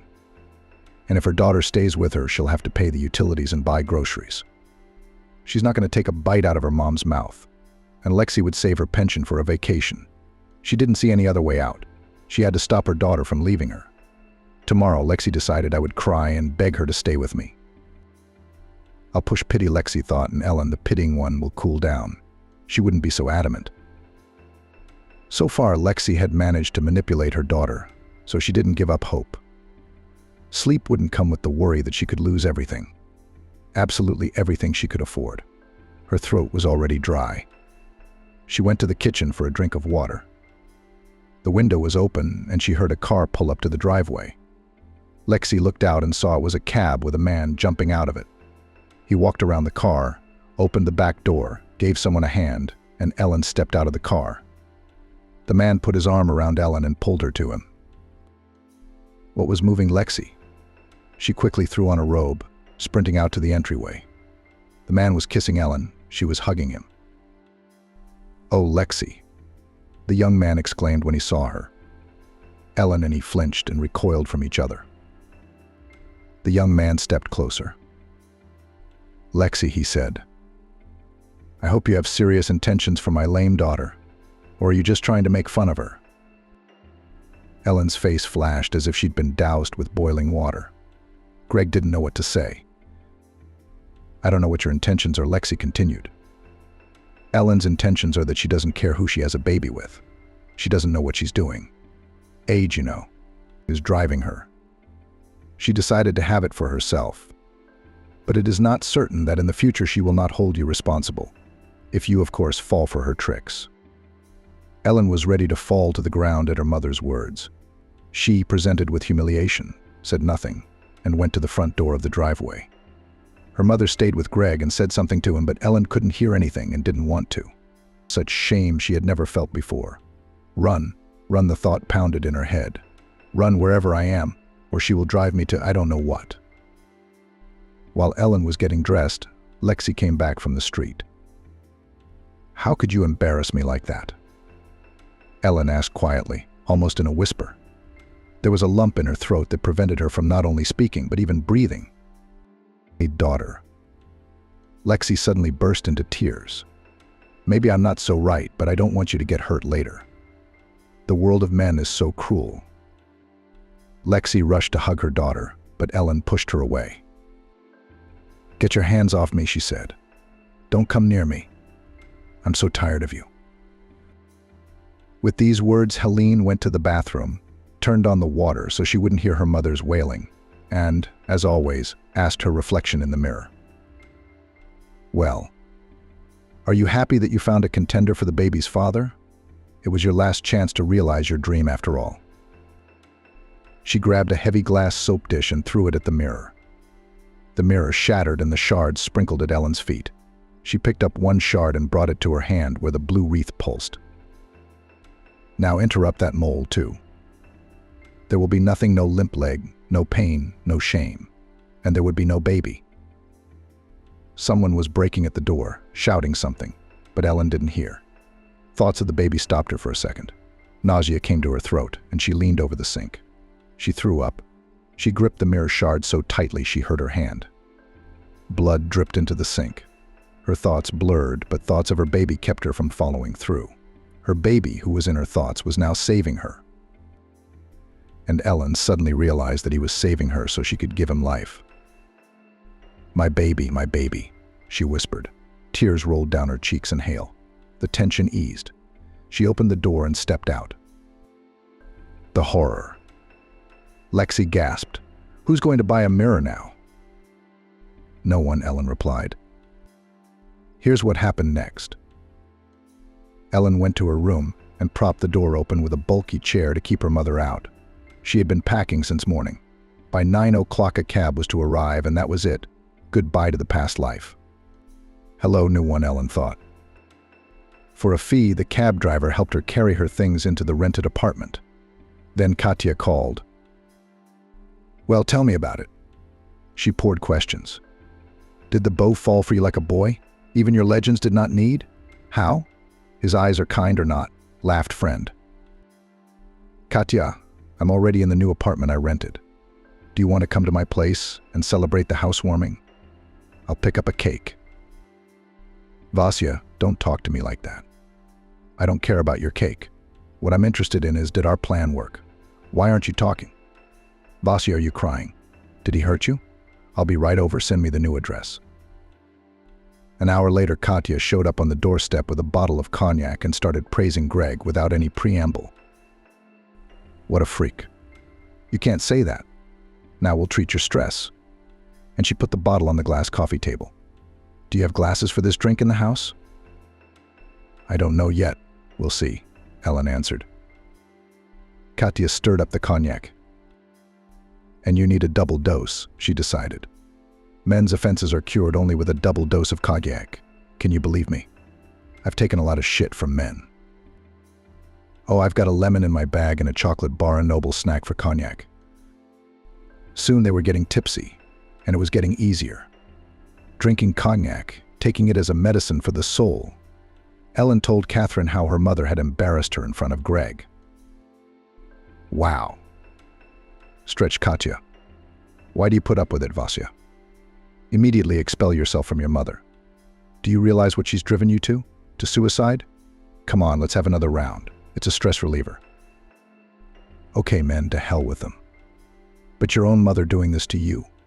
It's unbelievable. I'm already drunk, Helene laughed. Helene was already smiling.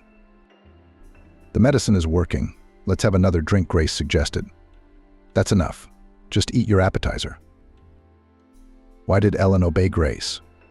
She didn't know, but the cognac made her feel better. You see, Grace, it was my last chance, she sighed. What am I supposed to do now? What you need to do now is calm down, get some rest, clean yourself up. I'll figure something out. I'll check things out with Stas. Maybe Greg isn't such a hopeless case. Maybe everything can be fixed. I tried to encourage my friend. We can still fight. I'm not a village, Ellen muttered sullenly. You didn't sleep last night, did you? Grace asked. Not much. Well, that's fine. There's a warm bed here with fresh linen. Get some sleep now. I'll call you tonight. I've got to go home now, or Timmy's going to give me a hard time. Then I'll have to be treated. Grace laughed and walked out. Ellen woke up around 4 in the evening. Strangely enough, there was no sign of a hangover. She felt rested and alert. She hadn't had time to clean up since this morning, so she started it now. Tomorrow was work. The weekend was over. Ellen realized she was content not to see or talk to her mother. She remembered that when Grace left, she'd put her phone on silent. As soon as she turned it on, it rang. Mom popped up on the screen. So many calls from her mother during the day that Ellen didn't even bother counting them. She pressed disconnect and blocked her mother from the phone. Not now, Ellen thought. I can't even hear her voice. Late that night, Grace called. How are you doing? Are you back to normal? Did you get a nice apartment? Is it cozy? I'm here, Ellen said. I'm all cleaned up. I'm just sitting here enjoying the solitude. I've blocked my mom and somehow I don't feel guilty. Good for you. Take a break from each other and keep your toxic mom at a distance. Grace continued. Well, I'll tell you what, Ellen. Don't you relax at all. Get yourself some fancy clothes for your closet. Get some masks, some creams. Take care of yourself. You and I are on the path to cloudless love. We'll figure out what to do next. We women are the kind of people who don't just give up. You'll have a child, I'm telling you. I won't be me if we don't find you a man with kind eyes. Any other wishes, Helena the Beautiful? Grace laughed. No more, laughed Helen, except to come with me to the store and help me choose a closet. That would be my pleasure. I love shopping, even if it's not for myself. So, Ellen, are you ready to go to the beauty ball? Well, what ball? Ellen was surprised. Grace, couldn't you think of something more appropriate for me? What kind of ball would I go to with my legs? Wait, have you seen the movie Cinderella? What does that have to do with it? It does. So when I'm in a bad mood or depressed, I watch this fairy tale. By the way, I recommend it for self-esteem. It's exactly what all women should watch. I don't get it, Ellen said, confused. But look, Cinderella there all the time doing something, cooking. In short, working like a slave in the galleys. And her stepmother gives her so many tasks that she can't even go and look at the ball of her dreams from afar. What does her godmother tell her? Grace asked. What does she say? Well, she says it's very hurtful not to go to the prom, especially when you deserve it. And I realize I'm the Cinderella who works hard for her family. And it's bad for me not to go to the ball because I deserve it. And I'm going to the ball. I've never noticed that about you, Ellen said doubtfully. Grace continued. Do you go to discos? No, my children already go to discos. And my ball is shopping or beauty salon. Those are my balls. That's where I feel like a princess, not a dirty Cinderella. Long story short, I'll meet you at 6 p.m. outside the Merriam Mall. We're going to make a princess out of you. You ready? I'm ready, replied Ellen. Ellen and Grace walked around the mall from one store to another, and as they shopped, their mood improved. Satisfied with their purchases, they went to a cafe in the same center for coffee and sweets. I didn't want to upset you right away, and I'm not going to tell you exactly what Timmy and Greg said, Grace began, sipping her coffee. It's not going to work. It's a hopeless case. Your mother's done her best. Ellen, don't be discouraged. If it's a holiday on your street, It'll be a holiday on your street.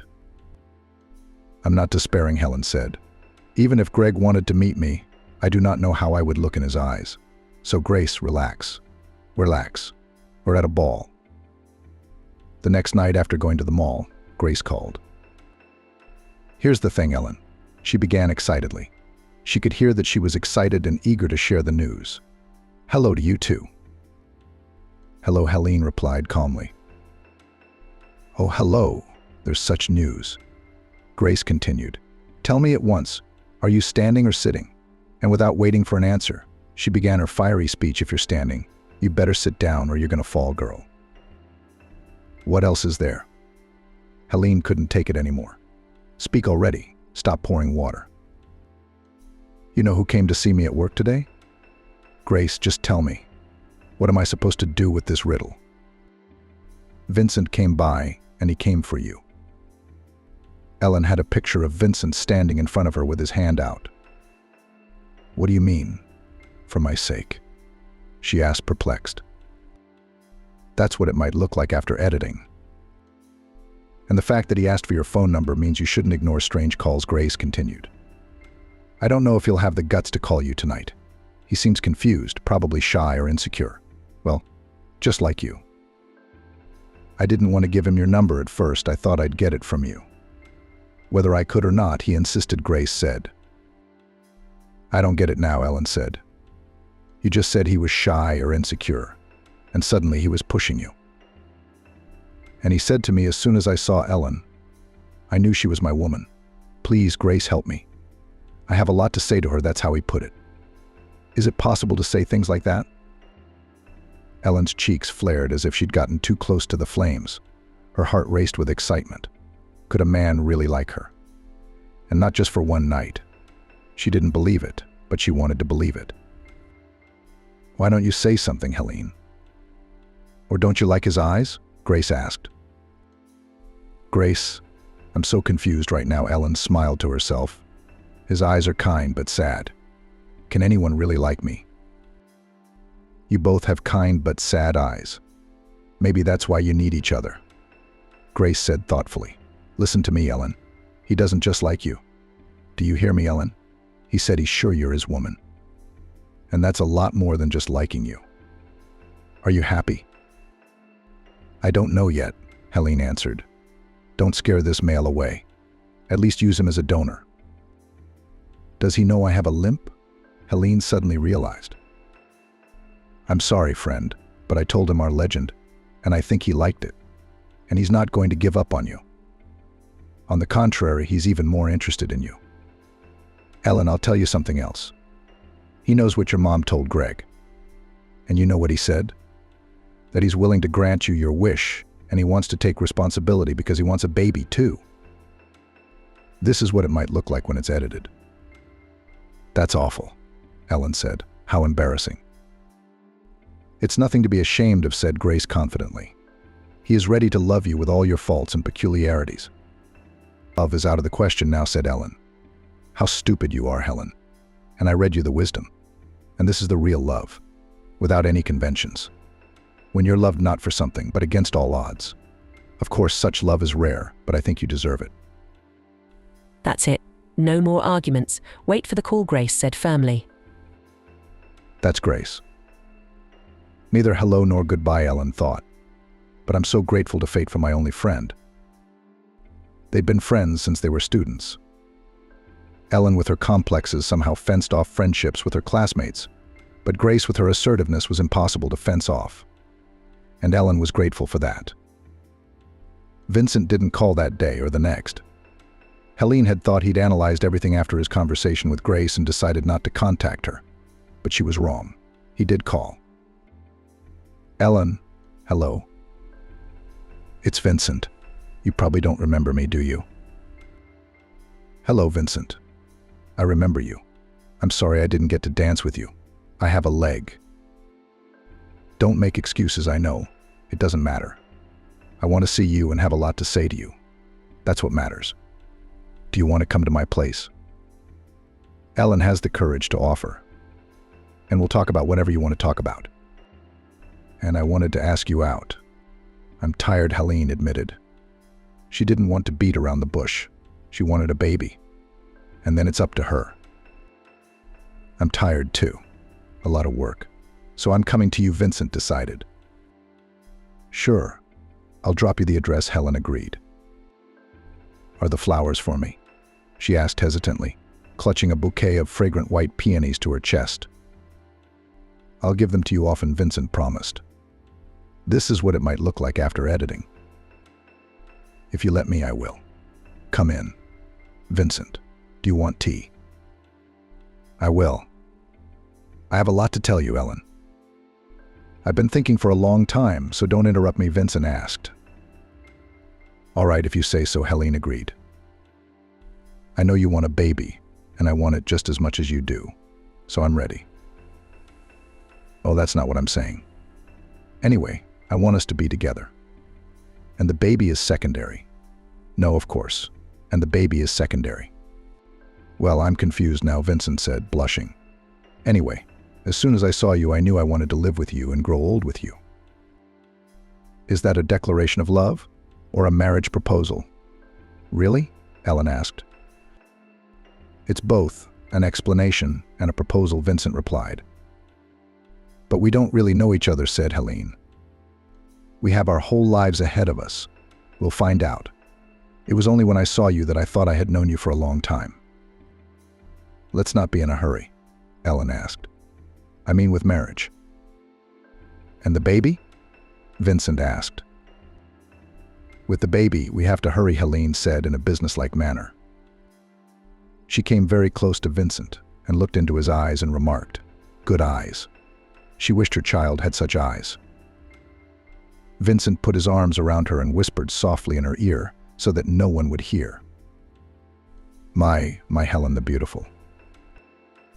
And then the love of two adults turned into a passion that consumed both Helen and Vincent and carried their bodies into the world where the sacrament of the child's conception begins. Vincent. Vincent. Helene shouted to her husband, who was standing under the windows of the hospital. Look, it's our son. Tears of happiness and love for the baby and her husband flowed down her cheeks. Vincent, he has eyes like yours. Can you hear me? And his hair is red like mine. I can hear you, Vincent smiled. I'll hear you always and everywhere. My Helen the beautiful. Grace heard a familiar voice behind her. Grace. It's so good to see you. Lexi rushed over to Grace with a hug and even wept. Something Ellen's mom had never been sentimental about, and she'd always looked down on Grace. And now this. Wondrous are thy works, O Lord. Grace thought about the change in Lexi. I can't believe I had to go to this meeting, she lamented. Hello, Lexi. How did you end up in this neighborhood? Grace didn't know what to talk to Lexi about and realized the stupidity of the question. It was Pete's birthday. I decided to come to this mall and buy him a present. There are so many different departments, I'll find something interesting, Lexi replied. Pete. What's this new character I'm hearing about for the first time, Grace thought, but didn't dare ask. She wanted to get away from Lexi as soon as possible, knowing that she would start pestering her with questions about Ellen. Grace, I'm inviting you to the cafe here on the first floor. I'm so happy to see you. I just want to sit with you and drink coffee and talk about this and that, Lexi persisted. That's exactly what Grace didn't want. But I'm in a hurry. I just ran in here for a minute. And my son, remember, he picked out his sneakers, put them aside. So I came by to buy them back. I won't keep you long, Grace began to justify herself. Don't you have 20 or 30 minutes for your friend's mom? Lexi asked in a very pathetic tone. Okay, half an hour, I guess. Grace gave in. They drank coffee and cakes, and Grace looked at Lexi and thought, yeah, it's a little less glamorous. Ellen's lack of money has taken a toll on her mom's looks. How is Ellen doing? Lexi finally asked, staring at Grace. She's doing well, she said shortly. It's a dream come true, Lexi said cryptically. It has, Lexi continued. Ellen's son is so cute and funny. And then Grace burst into tears. A redhead like Ellen. I love him. And his name is Alex. She named him after her father who left her. Grace didn't know what to say to Lexi. She's been living in apartments with the baby, Lexi continued.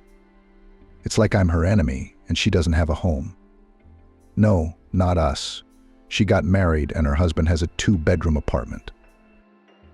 Lexi went completely numb from the shock. She leaned over to her cup of coffee and drank it in one fell swoop like water. It was obvious from everything that Grace had shocked her with this news. Divorced and delinquent on child support. Ellen's hubby. Lexi asked angrily. He's probably sucking on her like a leech and sucking money out of her. There's plenty of men like that around. Yeah, you were a leech, Grace thought. There's a lot of them out there.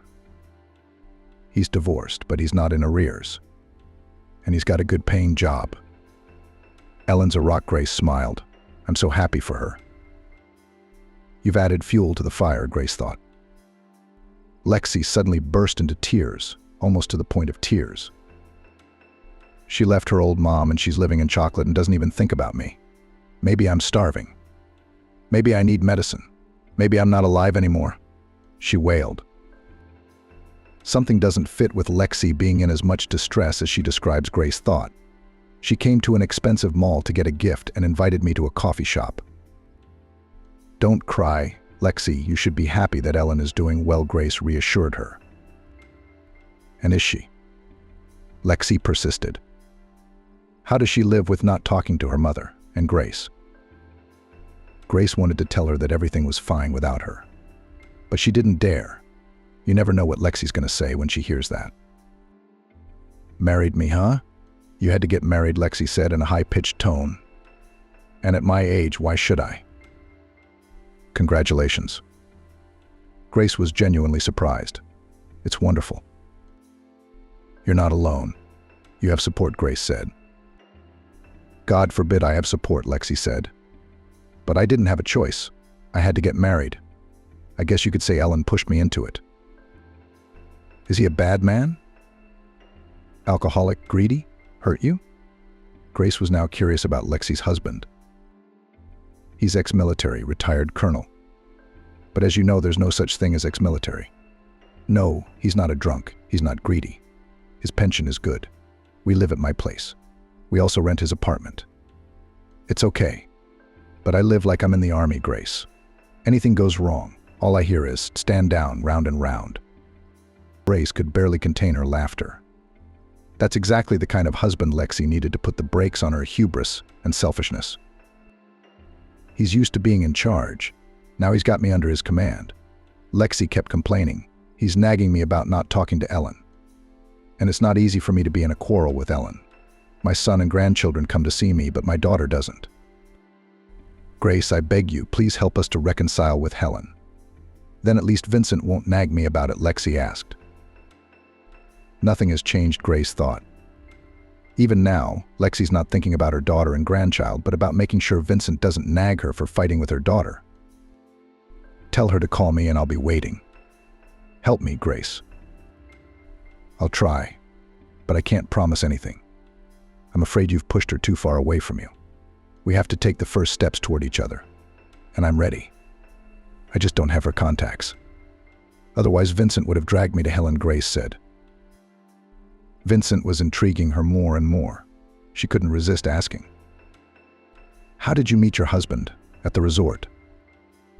I've been seeing him for 6 years. He's a widower and kept trying to marry me. But I kept putting it off, Lexi explained. I knew a man was a lot of work, Grace snickered. And you're not used to hard work. All right, well, it was good to see you, she changed her tone. I'll tell Ellen I saw you and that you're waiting for her call. Goodbye, Lexi. I'll be waiting, Lexi shouted after her. Well, Ellen, we should call Mom, Grace pondered. She's going to be waiting, no matter what. I'm afraid, Ellen admitted. I'm afraid she might ruin what I have now. I feel sorry for her, and I have often thought of reconciliation. And Vincent says you can't choose your mothers, you have to reconcile. But every time I think of what she's done to me, I don't want to take that step. Don't be afraid, Helene, Vincent said. She won't destroy what we have between us. But you'll feel better if you make peace with your mother. At peace? Helene asked doubtfully. By all means. A bad peace is better than a good quarrel. And then there's Commander-in-Chief Pete. I don't know what his middle name is, but he keeps Lexi's battles going. Grace laughed. Hello, Mom. Ellen called Lexi. Daughter, it's so good to hear from you, came Lexi's voice. Pete sat next to her and nodded his head in satisfaction. Lexi looked at her husband with a sidelong glance. She wanted so badly to express her grievances, but with Pete around, the chances were nil. Daughter, I'm so excited to see you, to meet your husband, to hold Alex in my arms. If you knew how much I miss you. You know I got married too, right? You should meet Pete. He's a wonderful man. No more eulogies, Pete said loudly. Ellen heard his commanding voice and smiled. Finally, someone can control Mom's temper. Daughter, Pete and I are expecting you on Sunday. Will you come? Lexi asked. No more questions. Pete's voice came again. Yes, I'll talk to Vincent, Ellen answered. Hello, Ellen. I'm Pete, a retired colonel and Lexi's husband. Lexi and I are expecting on Sunday. No refusal is accepted, Pete Kondratievich said confidently. Okay, Vincent? We'll come. We'll definitely come, Vincent smiled, seeing how Pete had the situation under control. We'll be waiting. Goodbye. Pete said goodbye and handed the phone to Lexi. I'm so glad, my daughter. Tears of joy rolled down Lexi's cheeks. See you later. She pressed disconnect. No more tears, Pete said, smiling. They ruin a girl's beauty. He hugged Lexi convincingly. She rested her head on his shoulder, and in that moment was grateful for her husband's support. We need to get groceries for the table, Lexi said, coming to her senses. We'll go tomorrow. We'll get everything, Pete nodded. Are you okay? I see your face is red. Let's take your blood pressure, or we won't have guests coming to our house but to your hospital. Pete kept a close eye on his wife's condition, concerned for her health. His determination and concern helped Lexi keep the situation under control.